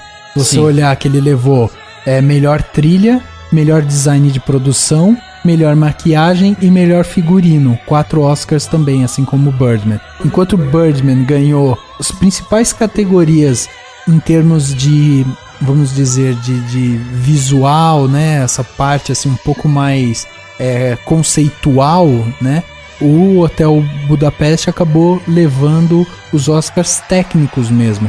E foi super merecido. Por exemplo, maquiagem. A maquiagem do Hotel Budapeste é fantástica. E figurino, você tem o figurino lá do Monsieur, não lembro agora mais o nome dele. Enfim, do Monsieur tal lá, que é o cara que cuida do hotel. São recortes de terno, de roupa idênticos a do século XIX, do século XVIII. Então, um trabalho impecável de figurino. Inclusive, a figurinista do Grande Hotel Budapeste, ela ganhou o 4º Oscar dela, sendo que os que ela ganhou antes foram do Barry Lyndon, do Kubrick, que ela foi lá em 75. Ela ganhou pelo Carruagens de Fogo, ela ganhou pelo Marie Antoinette, que foi o Maria Antonieta, né? Sim. Que faz menos tempo, e agora ela foi indicada várias outras vezes. Ela é, uma das gênias do figurino no cinema. Exatamente. E então, assim, meio que coroou o trabalho dela, né? E o trabalho é muito bem feito. A própria parte de maquiagem, né? Na verdade, assim, você tem um monte de bigode pra tudo que é tipo de bigode e tal no Grande Hotel Budapeste, mas a grande maquiagem mesmo é da atriz lá da... Como que é o nome dela? A Tilda Swinton. Mas Tilda Swinton, é importante destaccar que agora... Aqui, segundo o Rafael, é velha, mas ficou com cara de mais velha ainda, que o Rafael falou isso. Exatamente. Ela nem é tão velha, mas enfim. Mas assim, é importante destacar que não é mais maquiagem, é maquiagem e cabelo. É uma diferença grande. Porque se você pega, por exemplo, o Guardiões da Galáxia eu não vou nem considerar, porque, foi só assim, vamos deixar a Marvel ficar feliz. Apesar de que eles ganharam com o Big Hero 6 lá, mas enfim. Mas o Foxcatcher também foi indicado pra maquiagem e cabelo. Ouvi críticas negativas e positivas, eu particularmente tanto faz pra mim se o nariz do Steve Carell ficou legal, mas o fato é que, Tipo, cabelo. Que cabelo tem? Não tem cabelo, então tem cabelo Grande Hotel Budapeste, então vai pra lá. Entendeu? Exatamente. Não, e não tem jeito. Se você para pra focar justamente na parte de figurino, e você já tem um figurino legal, assim, é consequência você ter também um belo parte de maquiagem e cabelo, entendeu? Sim. Porque não faria sentido você colocar um figurino fantástico e você premiar e, sei lá, a maquiagem ser uma bosta gigantesca, sabe? A não ser que seja um coisa de época que não usou quase nada de maquiagem. Aí, exatamente. Ok. E realmente... Por exemplo, o Selma podia estar concorrendo a figurino, ele não concorreu. Seria uma possibilidade, sim. É que talvez Eles fizeram 2 filmes de fantasia lá, O Caminhos da Floresta e uma Malévola. Pô, podia ter tirado um deles. É que eu acho que a grande questão na parte de figurino é justamente você acabar remetendo um pouco mais a coisas mais lúdicas ou antigas, entendeu? E Selma, por ser de uma certa forma recente, talvez o encontrar roupas para aquela época não seja tão difícil e tão complicado como é, por exemplo, para, sei lá, o próprio Hotel Budapeste ou mesmo pro Caminho da Floresta. E o vício inerente, que apesar de também ser... É diferente, assim, o Selma, o foco não é o figurino, né? Tipo, as pessoas passam usando terno e roupas mais simples, mais normais. Exatamente. Se você pega o vício inerente, por exemplo... Que na verdade uma coisa mais datada, né? Mas assim, o vício inerente é anos 70. O Sr. Turner também. Sim. Sr. Turner, exatamente. Mas o vício inerente, por exemplo, ele seria merecido se ele ganhasse, porque é anos 70, mas tipo, o filme é uma comédia toda estilosa que é voltada pra mostrar as pessoas vestindo roupas mais incomuns, entendeu? E aí tem um trabalho de figurino mais destacado. Mas enfim, é isso, e a tendência de Hollywood é premiar os filmes mais de época, com esse trabalho um pouquinho mais refinado mesmo. Exatamente, e aqui em O Grande Hotel Budapeste, que foi o segundo, né, o empatado, né, com Birdman no grande vencedor da noite, a gente também não vê nenhuma grande surpresa, né, quando ele vence com melhor trilha, melhor design de produção, melhor maquiagem, melhor figurino. Tava dentro, ok, também não vemos nenhuma injustiça. E aí a gente tem o segundo colocado entre os vencedores, que é o Whiplash, que levou melhor ator coadjuvante, melhor montagem e melhor mixagem de som. E eu achei o prêmio muito bem entregue para ator coadjuvante. Que não tinha nem dúvida nenhuma. Nenhuma dúvida. Parecido até com o de atriz coadjuvante e de atriz. Tipo, não tinha muito o que escolher, não tinha muito o que pensar, é isso. E ainda tem o fato, tipo, é um cara já mais velho que tá no papel da vida dele, etc, é aquilo. Não, você para pra... Quando você assiste o filme, você assiste o Whiplash, você assiste, por exemplo, Boyhood, quando você tem o Ethan Hawke, ou quando você assiste o próprio Birdman, que você tem o Edward Norton, você vê que tanto o personagem do Edward Norton quanto do Ethan Hawke não tem o tamanho da importância que tem o personagem do J.K. Simmons, né? É um personagem que, assim, ele tem um peso muito forte. O Edward Norton, achei que ele mandou muito, não seria tão desmerecido ele ganhar. Sim, mas, tipo, ok, ele vai ter outras chances, etc. J.K. Simmons tem isso, assim, é o mesmo, ele tá na mesma situação que a Julianne Moore, né? Apesar dela estar em melhor atriz e não coadjuvante. Mas é a mesma situação, tipo, um veterano num papel importantíssimo da carreira e ainda com uma concorrência mais fraca. Aí não tem o que pensar, vai pra ele mesmo, etc. Ele já foi, acho que, esperando isso, e diga-se de passagem, o discurso dele foi bem bacana, bem bonito, assim. Não foi político, mas também é válido. Enfim, discursos emocionados de uma forma que foi da minha frase inicial, né? Ele fala justamente sobre ligar pra mãe, ligar pro pai. Ele fala sobre família, sobre valorização. Largar um pouco o celular, parar de mandar mensagem, e-mail e tal, e ligar pra você escutar a voz. Foi muito legal o discurso dele. Sim. E eu achei que foi muito merecido. E assim, quando a gente fala de mixagem de som também, tipo, um filme de bateria, de música, tipo, tinha muito da mixagem de som, né? Eu acho até que quando você olha lá na mixagem de som, e aí você vai ver que um dos indicados de mixagem do som era Interstellar, né? Você fala, porra, que foi sabe, que teve grandes problemas Interstellar. Exatamente, o Interstellar teve problema de mixagem de som, né? Exatamente. Realmente, não tinha pensado nele, não. E aí você olha o Whiplash, tipo, ele tinha, assim, ele era um grande favorito pra isso, pra essa categoria e assim, foi premiado e sem surpresa nenhuma. E é absurdamente genial, assim, prestem atenção quem for ver o Whiplash, tipo, tem vários momentos em que as pessoas estão conversando e alguém tá tocando bateria, ou o próprio Miles Teller tá tocando bateria, e você ouve absolutamente tudo. Sem nada, nada atrapalhar nada. Entendeu? É muito bom. E daí pra entenderem... Não só não atrapalha, como complementa, né? Tem momentos que você fala... Caraca, o que ele tá fazendo? Tipo, você se escuta ele falando e ao mesmo tempo vem aquela música tum, tum, tum, tum, tum, atrás e você fala... Exatamente. Que é a brincadeira do Birdman, né? Mesmo no filme, na hora que ele vai, tem aquele barulho de urgência, né? Aquela batida de urgência e tipo, tem um cara assim, calçado tocando. O Birdman também teve uma mixagem excelente, sim. Mas eu acho que foi justo pro Whiplash. E para as pessoas entenderem a diferença da mixagem de som para edição de som, a gente até teve um podcast sobre o assunto, né? Que foi sobre profissional de som em geral. Exatamente. Só para as pessoas entenderem, assim, o Whiplash não mereceria ganhar o de edição de som. E não ganhou. Por quê? Porque no Whiplash você não precisou criar nenhum som novo. Os sons, eles existem. É a bateria, é o cara falando, é tudo que já existe. Então você não precisa criar. O Sniper Americano ganhou. Acho que foi ok, foi merecido pro Sniper Americano. Por quê? Porque você precisou criar som da bala. E aí filme de guerra geralmente ganha. Por quê? Você precisa desenvolver o som da bala chegando, da bala tirando, do explosão, etc. E aí, enfim, isso é importante pra todo mundo entender, assim, por que o que é uma coisa e o que é outra, né? Então, enfim. Mais no podcast Cinemação sobre profissionais de som, né? Exatamente, nosso profissional de som. Só podcast e ele explica, é muito bem explicado, assim, bem legal. E a grande questão aqui dentro de Whiplash é ele levar justamente melhor montagem, que foi a grande surpresa dentro dos prêmios que o Whiplash levou pra casa, né? Porque a gente tem uma montagem sensacional dentro de Whiplash, principalmente aquelas cenas ótimas de quando ele machuca a mão e você tem...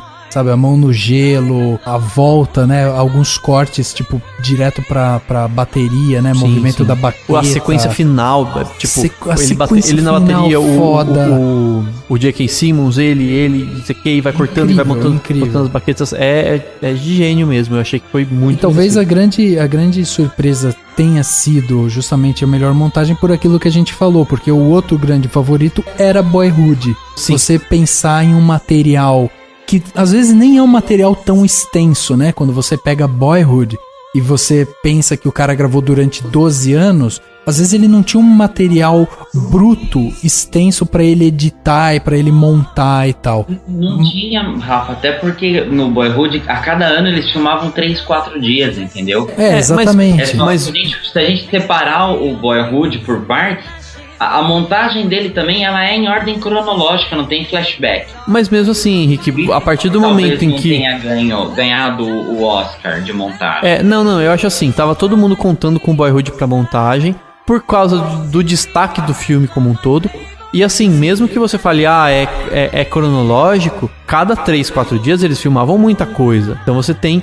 E você montar isso de uma forma coesa é muito difícil, entendeu? Então assim, o Whiplash ter ganhado foi uma surpresa pra apostador de Oscar, né? Tipo, exatamente, pra galera que tá lá, tipo, esse aqui vai ganhar. Não, aquele lá vai ganhar, pelo que a gente sabe de Oscar. O que é bom, porque mostra que a academia tem os seus momentos diferentes aí, que ela pode mudar até a sua estrutura como um todo, aos poucos e tal. Então, pra apostador de Oscar, mas eu acho que ninguém discorda do fato de que foi merecido pro Whiplash. Não, foi merecido. E assim, até na hora, quando chegou essa categoria, eu pensei que quem pudesse levar também fosse o Grande Hotel Budapeste, né? Mas aí fez todo sentido o Grande Hotel Budapeste ganhar em design de produção do que em montagem, né? Porque assim, o design de produção do Grande Hotel Budapeste é primoroso. Você tem, por exemplo, aquelas cenas quando eles vão lá pro bonde, né? Pro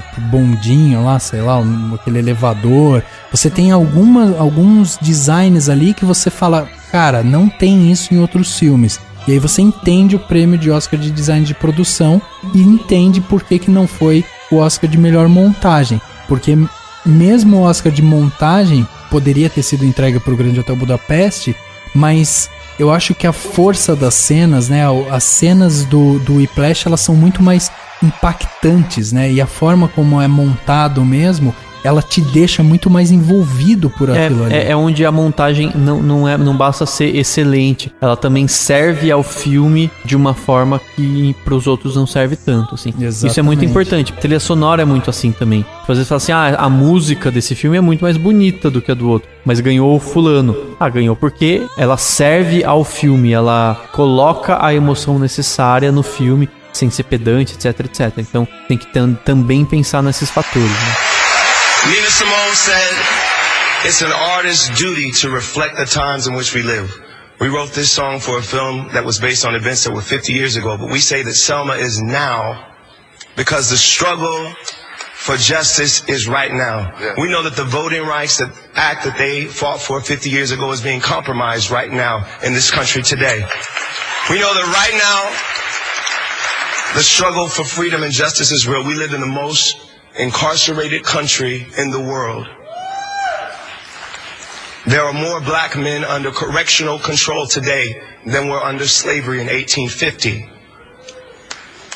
When people are marching with our song, we want to tell you we are with you, we see you, we love you, and march on. God bless you.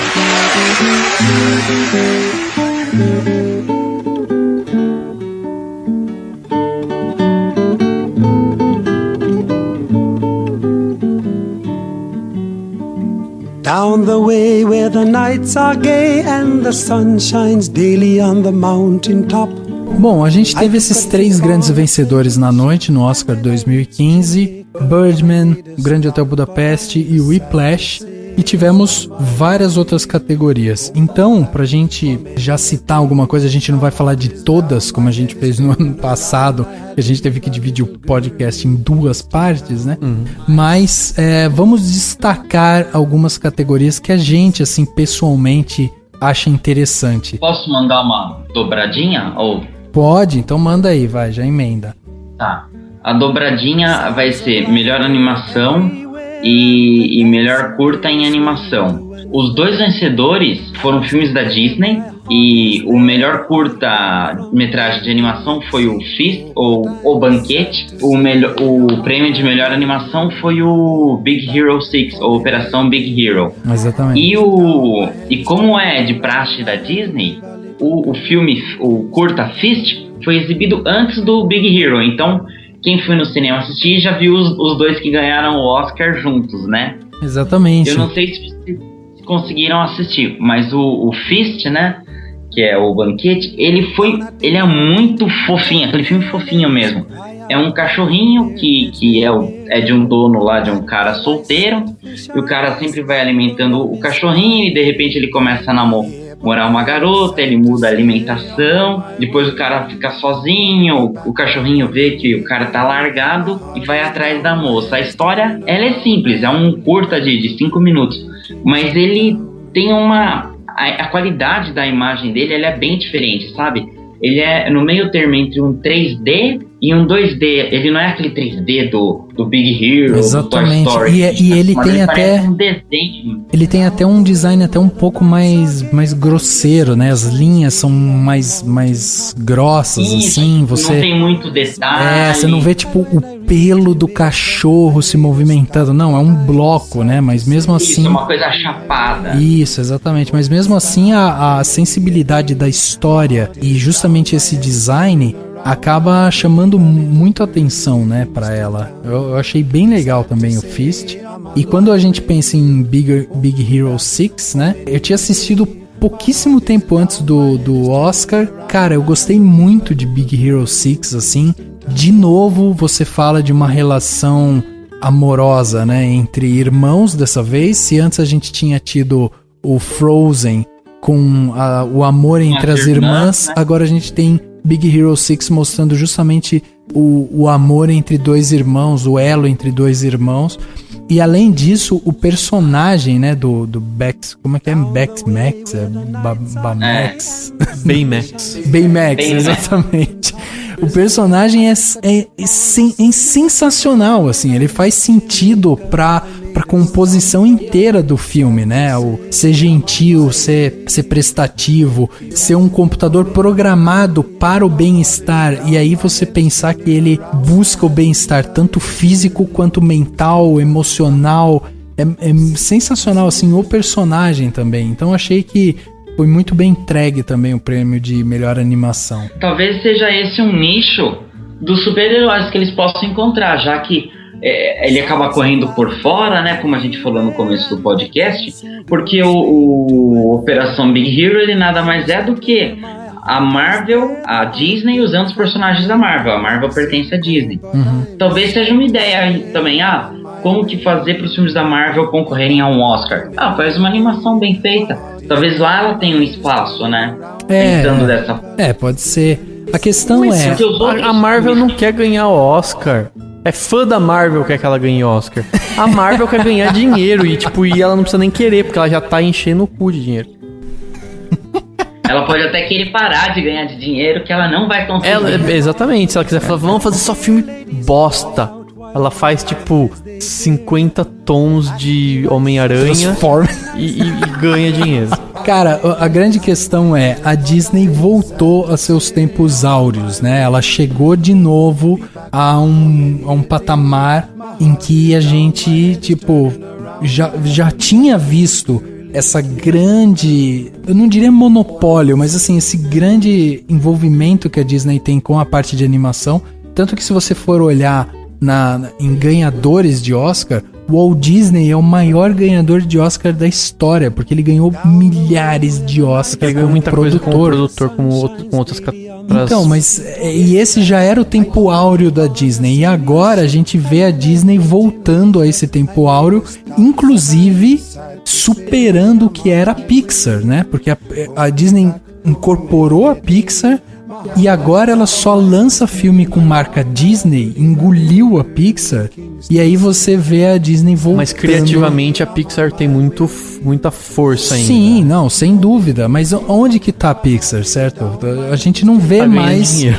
Pois é, a gente não vê mais isso, então é extremamente... É legal pra quem é fã a gente ver a Disney voltar a esse patamar. Posso só dar uma opinião sobre o de curta de animação? E daí entra uma crítica não só ao curta de animação, mas aos curtas em geral.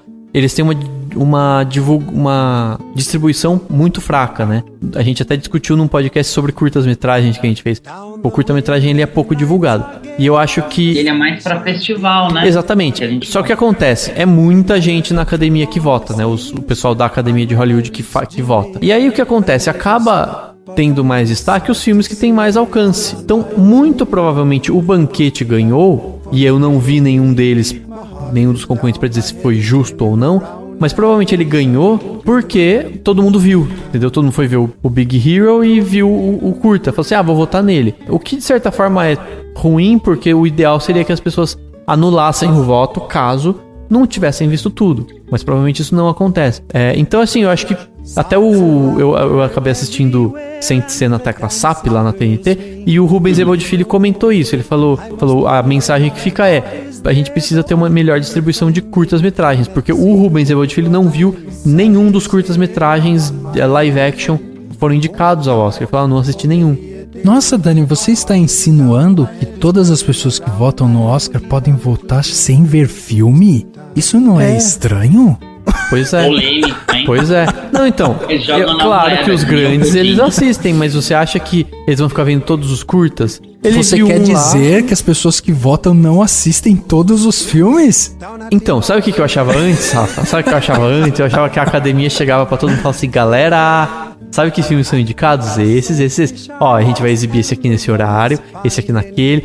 Vamos todo mundo de mão dada, entendeu? Eu achava que era assim, porque eu era inocente. Mas que não utopia, é assim. Que utopia. Entendeu? Hein, exatamente. E aí, a gente descobre que, vota. Quem você acha que vai ganhar? Quem você acha que merece? E se eu não vi nenhum, eu voto o que eu quiser, entendeu? Eu gosto muito do Tarantino, acho que vou votar nesse filme dele. Mas nem tem filme do Tarantino. Ah, tá. Então eu gosto muito. Eu voto qualquer um. Tô aqui, ó. Esse aqui. Não, esses aí com certeza eles assistem, mas você acha que os documentários eles veem tudo? Não passa no cinema, eles têm que correr atrás, ou passa no festival, eles têm que correr atrás.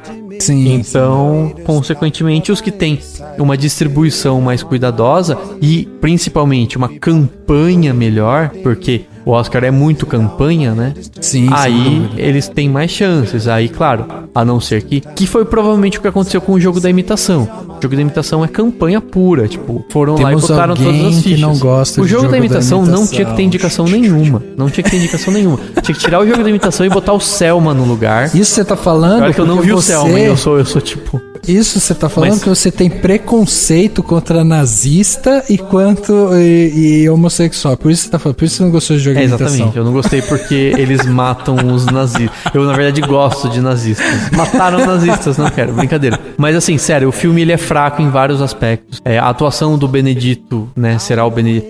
do Benedito baixo lá.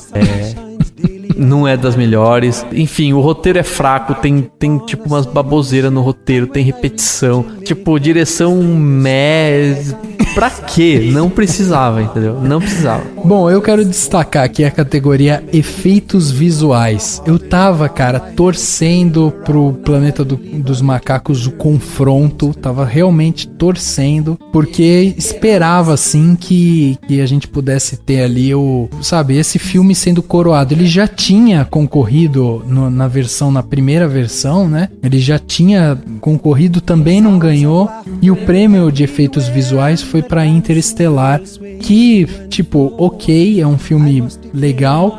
E se vocês pararem pra pensar, é nessa categoria que os grandes blockbusters reinam, né? Porque ali você teve, além de Interestelar, você teve Capitão América, o Soldado Invernal, teve Planeta dos Macacos, o Confronto, Guardiões da Galáxia e X-Men, Dias de um Futuro Esquecido. Só que se você pegar o montante, você vai ver assim, Capitão América, Guardiões e X-Men, eles têm efeitos visuais muito semelhantes, muito, assim, tem muita coisa... É muito chroma key, né? Você consegue imaginar. Assim, e além do chroma key, é um design parecido também, sabe? Ele tem por exemplo, o X-Men, você olha lá, os Sentinelas, por exemplo, sabe? Tipo, também, chroma key, ou você tem até alguns bonecos que eles fizeram e tal, mas assim, os mutantes e tal, beleza. Aí você pega os mutantes de X-Men e pega os ETs de Guardiões da Galáxia, um filme podia estar dentro do outro, sabe? Tipo, não tem muita coisa. Capitão América, o Soldado Invernal, a mesma coisa. Eu ouvi elogios, eu precisaria rever o Capitão América 2, mas assim, o que eu vi de elogios é que tem muita coisa que você nem sabe que foi feita em efeitos digitais. Exatamente. Eles fizeram. E, tipo, o que antes se fazia em noturno, fizeram à luz do dia e isso teria sido um destaque. Mas independente disso... mas independente disso, eu não entendo por que não deram pro Planeta dos Macacos o confronto, não entendo, tinha que ter sido pra ele. E outra coisa, eu acho que eles acabaram dando prêmio pro Interestelar por essa resistência ao blockbusterzão, entendeu? Pode ser, tipo, o Interestelar ainda tem uma pegadinha cult, é do Nolan, entendeu? Uma coisa mais filosofia, e muita gente criticou porque eu não vi nada sobre os efeitos especialmente, mas tem muito efeito muita coisa no Interestelar que é animatronic, né? Eles abriram mão do efeito digital pra usar, que é uma característica do Nolan, o que daí tira o mérito do efeito visual. Exatamente. Então, aquela câmera fixa do lado da espaçonave e tal, por exemplo, né? Você tem os efeitos visuais, por exemplo, quando eles entram dentro do buraco negro e vão viajar e tal. Os efeitos dentro dos planetas. Tem coisas interessantes. Sim. O que me chamava a atenção para o Planeta dos Macacos era a qualidade minuciosa que você tem. Tudo, né? De tudo. Todos os macacos. Eles deram vida, eles fizeram coisas vivas, incrível, que é o mais difícil. Incrível, exatamente. Eu acho inclusive, até... Assim, a gente não falou muito disso. Mas, por exemplo, existia aquela vibe, né, de colocarem o Serkis como melhor ator. Tipo, por que não colocar ele pra concorrer se ele fez um papel tão impressionante como o César no Planeta dos Macacos?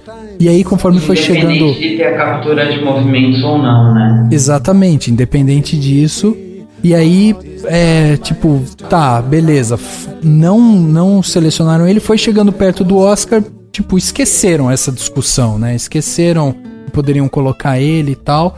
E assim, ele é um ator que vai viver, assim, enquanto ele não fizer um grande personagem fisicamente, ele vai viver esse dilema, né? Porque até onde é a atuação, até onde são os efeitos visuais. E quando você pensa nisso, nessa dualidade, você precisa também pensar que, por exemplo, o fato dele dar vida a um personagem, que esse personagem tenha expressões manipuladas de alguma forma pelo computador, e você ter um personagem tão icônico, talvez ele mereça pelo menos o efeito de efeitos visuais, que de uma certa forma você também está premiando o Andy Serkis, né? Então, enfim. Mas... eu também, eu acho que foi uma das injustiças, com certeza, desse Oscar. Dani, e pra você, qual que foi aí a categoria que você quer, tipo, trazer pra gente finalizar esse papo de Oscar, né? Afinal de contas, já viajamos por várias categorias, a gente não vai falar sobre todas, mas tem alguma assim que você quer destacar pra gente discutir? Roteiro adaptado, que aquele cara não tinha que ter ganhado. Daniel nunca vai assistir o Sherlock Holmes com o Benedict Cumberbatch. Não, Sherlock Holmes deve ser ótimo. O meu problema não é com o Benedict Cumberbatch. O meu problema é com o filme e o jogo da imitação. Entendeu? Exatamente. Que não tinha que estar aqui. Bom, além de roteiro adaptado, que, enfim, eu achei uma injustiça e já fiz os comentários necessários, eu queria comentar o de melhor documentário. Eu não cheguei a ver. No fundo, acho que todo mundo tava torcendo um pouco pro Sal da Terra, porque tem o seu pezinho no Brasil, seria um prêmio pro Juliano Salgado, que é brasileiro, etc. Mas eu achei interessante que eles deram pro Citizen4, porque é uma forma também da academia mostrar que apoia o Edward Snowden, porque o documentário é sobre ele, sobre as descobertas que ele e outras pessoas fizeram das espionagens dos americanos em cima de muitos países. E inclusive foi um outro momento político, né, no Oscar, porque a vencedora do Oscar falou sobre isso, né? Falou da importância de se saber o que acontece, da importância de se divulgar esse tipo de coisa. Então eu acho assim, também é importante que o Oscar tenha esse olhar, sabe? Do tipo, vamos dar o Oscar de melhor documentário para um documentário que é importante nesse sentido, para uma coisa que denuncia algo importante. O próprio Snowden comentou, né, a vitória do filme, ficou feliz e tudo mais. E eu acho que tem que ser muito assim mesmo. A gente tem, sim, é papel do cinema botar a boca no trombone, falar e, enfim, e tipo, tratar desses assuntos. Então, no fim das contas, eu fiquei contente que o Citizen4 ganhou. Eu não tinha conhecimento muito profundo sobre ele, mas vou correr atrás pra assistir. Mas essa categoria eu acho que é importante a gente olhar um pouco pra ela também. É um filme realmente interessante. E a minha pergunta que eu faço é: será que eles também fizeram isso um pouco? Principalmente por causa daquele negócio do escândalo dos e-mails vazados da Sony, ou você acha que nada a ver? Talvez tenha relação. Na verdade, quanto a isso, tem relação. É muito mais relacionado com o discurso que a presidente da academia fez. Sim, e quando ela falou lá, na verdade é um momento totalmente burocrático, tipo, estamos aqui, somos maravilhosos. Ela só fala isso e ela só não fala no começo, porque senão fica chato, né? Tipo, começar um negócio com uma pessoa falando uma solenidade. Tipo, ela falou isso, ela falou que a gente não pode se calar diante de tentativas de barrar a criatividade, etc, etc. Isso tem a ver, na verdade, principalmente com foi o ataque da Sony, que tem a ver com a Coreia do Norte, etc. Mas que resultou no... O próprio filme é a entrevista, exatamente, né? Que resultou no ataque à Sony, mas na verdade isso tem a ver muito mais com a tentativa de proibir a exibição do filme do que propriamente com essa invasão, com o que foi divulgado. Mas ainda assim isso tem a ver porque eles divulgaram muita informação privada que não deveria ter sido divulgada, que não poderia ter sido divulgada. Apesar de que a divulgação do salário das atrizes sendo sempre mais baixo que o dos atores, foi o que resultou no discurso da Patricia Arquette. Sad to say, I'm on my way. Won't be back for many a day. My heart is down, my head is turning around. I had to leave a little girl in Kingston Town.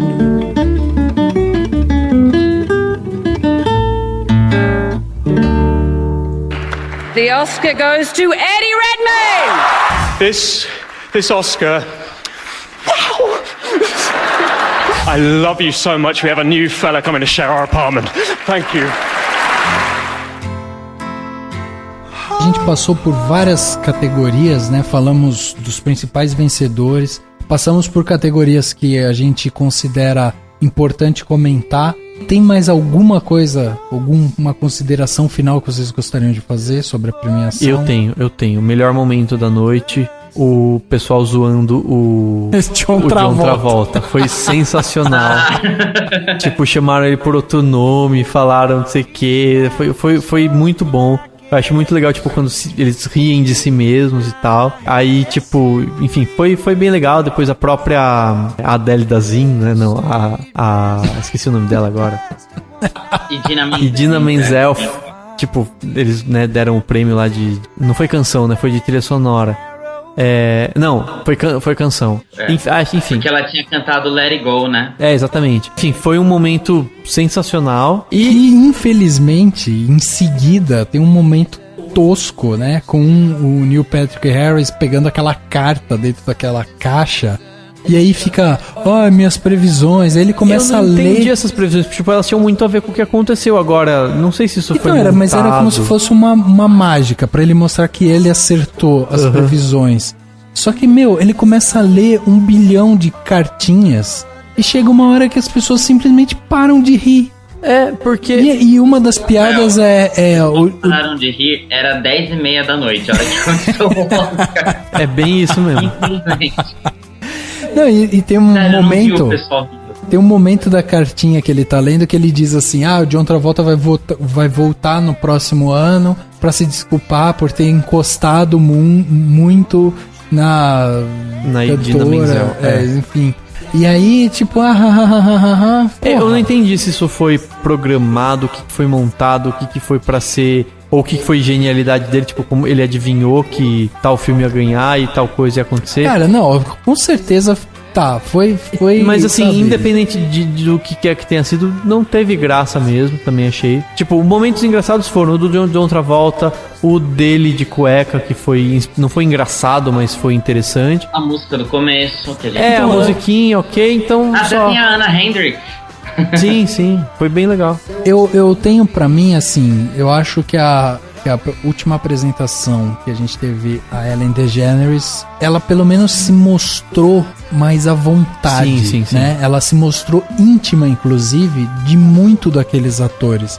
Talvez pelo fato dela conviver com eles, dela fazer um programa, um talk show, dela, sabe, tá ali brincando com eles com uma certa frequência e tal.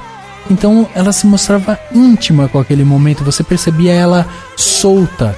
No ano passado a gente teve o negócio dela pedir a pizza, do selfie, alguns momentos icônicos. Sim. E aí, até eu lembro que na época que a gente gravou, a gente falava, ela devia voltar pro próximo ano, porque ela se sentiu bem. E talvez com a sequência de apresentações, ela fosse se soltando ainda mais e voltasse aqueles tempos áureos do Oscar, quando você tinha um ou outro apresentador e aquela coisa era um pouco mais desleixada, era um pouco mais brincalhona e tal. O Neil Patrick Harris, você via nitidamente um desconforto dele estar ali, ele percebendo que as piadas eram ruins, simplesmente ruins. E, cara, e tem momentos, enquanto a gente teve vários momentos marcantes no Oscar passado, dessa vez você tem momentos marcantes de coisas toscas, sabe? Sim, e eu acho o seguinte... Falhas, entre aspas, né? E parecia assim que ele ia falar toda hora, podem rir agora. Tipo, podem rir agora. Ou subiu uma plaquinha. Eu acho assim, ele tava nervoso. Isso, aplauso. Ele tava nervoso, ele não tava confiante do texto, porque ninguém fica confiante com aquele texto. Tava todo mundo com grandes expectativas, porque todo mundo gosta dele, né? Todo mundo acho que fala, Neil Patrick Harris, vai ser muito legal ele apresentar o Oscar. Eu acho que assim, o grande problema é que o Oscar não sabe o que ele quer. Não sabe se ele quer um showman, tipo o Hugh Jackman. Não sabe se quer um comediante zoadão, tipo o Seth MacFarlane. Exatamente. Não sabe se quer uma pessoa, um apresentador efetivo, que foi a Ellen DeGeneres, que sabe apresentar muito bem e que tem uma desenvoltura de apresentadora. Não sabem o que quer, entendeu? E ainda ficam alternando. O Oscar precisa encontrar alguém Primeiro, ele precisa encontrar alguém ou até duas pessoas que possam permanecer por um tempo. Mais ou menos que nem o Globo de Ouro achou com as duas comediantes, que eu não vou lembrar o nome delas agora, que elas estão, faz muito tempo, elas assinaram tipo um contrato de longa duração com o Globo de Ouro, e aí você se permite reinventar e fora que elas devem ajudar na parte de texto. E assim, isso é o primordial. O texto precisa ser bom. Exatamente. Eu vi o Pablo Vilaça criticando um roteirista, não vou lembrar agora o nome desse roteirista, um cara em específico que é roteirista da academia para o Oscar, ou um dos roteiristas, e diz que o cara é um horrível, um péssimo comediante, etc. E provavelmente, assim, tô imaginando que essas piadas ruins sejam principalmente culpa dele. Mesmo que não seja, o fato é, o texto tá horrível e precisa ser mudado. E pra isso, enfim, precisa renovar também os roteiristas. Porque não interessa quem tá lá na frente, o texto faz toda a diferença. Então a criação desse texto, ou o desenvolvimento das piadas, precisa ser assim. Ou então o Oscar se assume como algo que não precisa ser engraçado. Vamos combinar que não precisa dar risada no Oscar. Não Você precisa se entreter de alguma forma. Eu prefiro homenagens ao cinema muito mais do que piadas, entendeu? Aqui a grande questão é que quando você pensa em evento e você pensa em Estados Unidos, você imagina um negócio muito bem amarradinho, porque os caras são muito fortes em produção de evento, nesse tipo de coisa, né? Uma das coisas que também faltou foi, sempre antes tinham flashbacks das frases icônicas, de cenas marcantes, não teve nada, né? A única coisa, assim, que teve, assim, que relembrou, que sempre tem, foram dos atores, dos produtores, do pessoal de apoio, tudo que morreu, né? Então, e teve isso também, tipo, eu achei que eles pudessem fazer algo até maior pro próprio Robin Williams, porque você tá falando de um ator que, tipo, inclusive já teve participação em apresentação de Oscar e tal.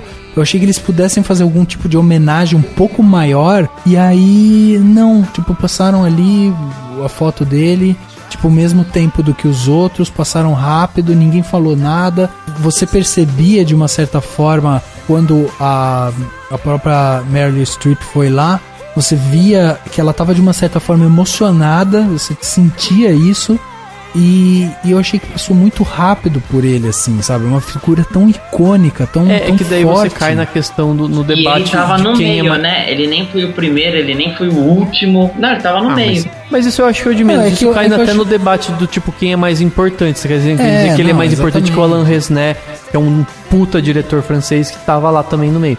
Então assim, eu acho justo você fazer uma homenagem pra quem faleceu. Ok, é o que eles fazem e beleza. Talvez alguma coisa um pouco mais sensível, não sei. Talvez, ou uma música, eu não gostei tanto da música, não sei. Enfim, poderia ser uma outra. Só precisa ter isso muito mais, talvez, ou emocionar mais, ou simplesmente ter um apresentador um pouco mais... Que é uma dica, uma sugestão, muita gente fala dele como um nome importante, não sei por que nunca pensaram em chamar ele, mas o Kevin Spacey seria um puta de um apresentador pro Oscar. É verdade, um cara super legal, que teria presença de palco. Ele tem uma coisa meio cínica, teria um cinismo, conseguiria fazer piadas boas, desde que tenha um texto bom. Talvez seja por isso que ele não seja, né? Ele falou assim, eu não quero com esse texto horrível. Mas seria legal, assim, uma dica. Fica a dica aí, galera do Oscar.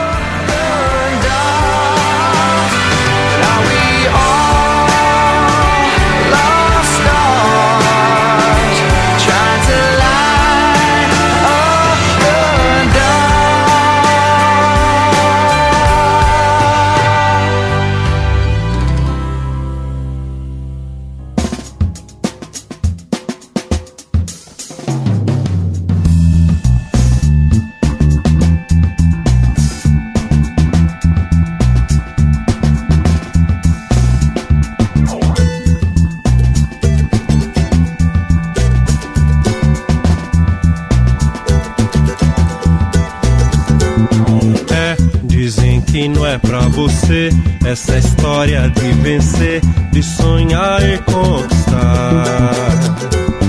Eu digo que é pra você essa história de vencer, de sonhar e conquistar. Chegando ao final de mais um podcast, agora o podcast Cinemação número 123. papo muito legal sobre a premiação do Oscar. A gente já estava falando sobre os filmes, né, que foram surgindo, que estavam concorrendo a melhor filme, as nossas impressões. A gente fez um apanhado nesse começo do ano e a gente foi falando sobre esses filmes que chamavam a atenção.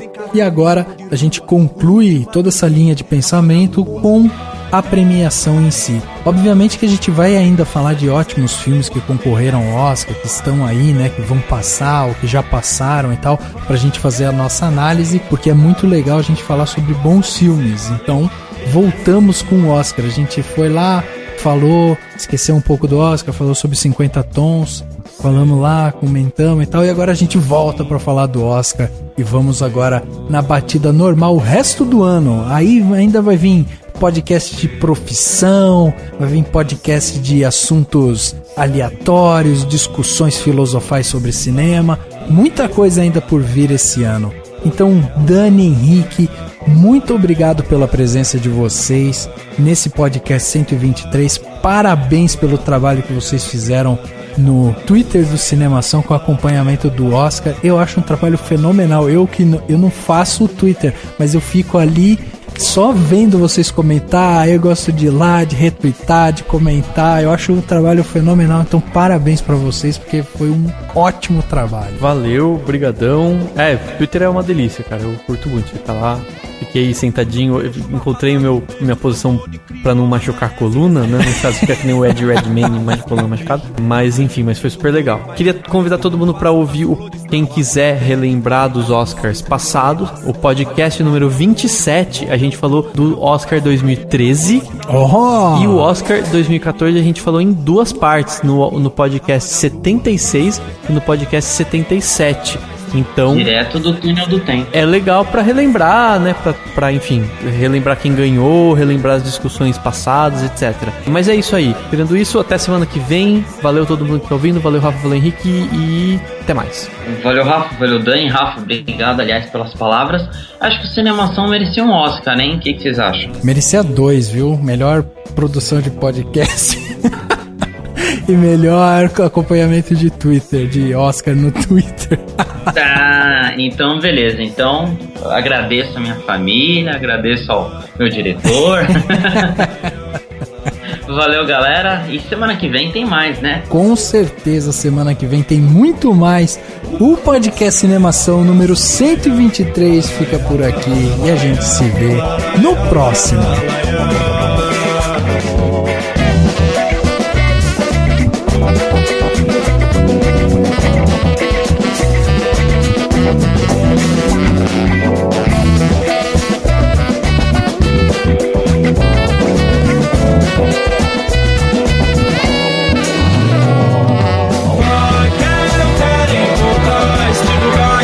Dizer valeu a pena essa porra viver.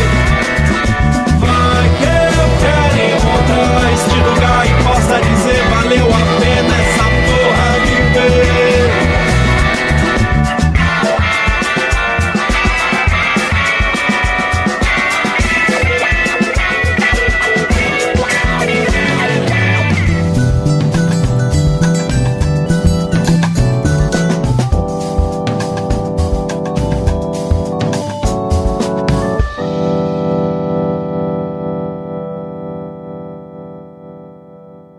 Ação. Você acha que o Birdman ele poderia se chamar Michael Keaton, o filme? Não, porque ele não ganhou o filme. Você já falou isso, Henrique? Você já falou isso. O que é isso? Alzheimer? Alzheimer é Julianne Moore. Do nada, um comentário completamente aleatório, né? sobre o Birdman, assim, tipo, não faz o menor sentido. Esse podcast foi editado pela Isso Aí Design. Tudo isso é forma com função. É design estratégico. É isso aí.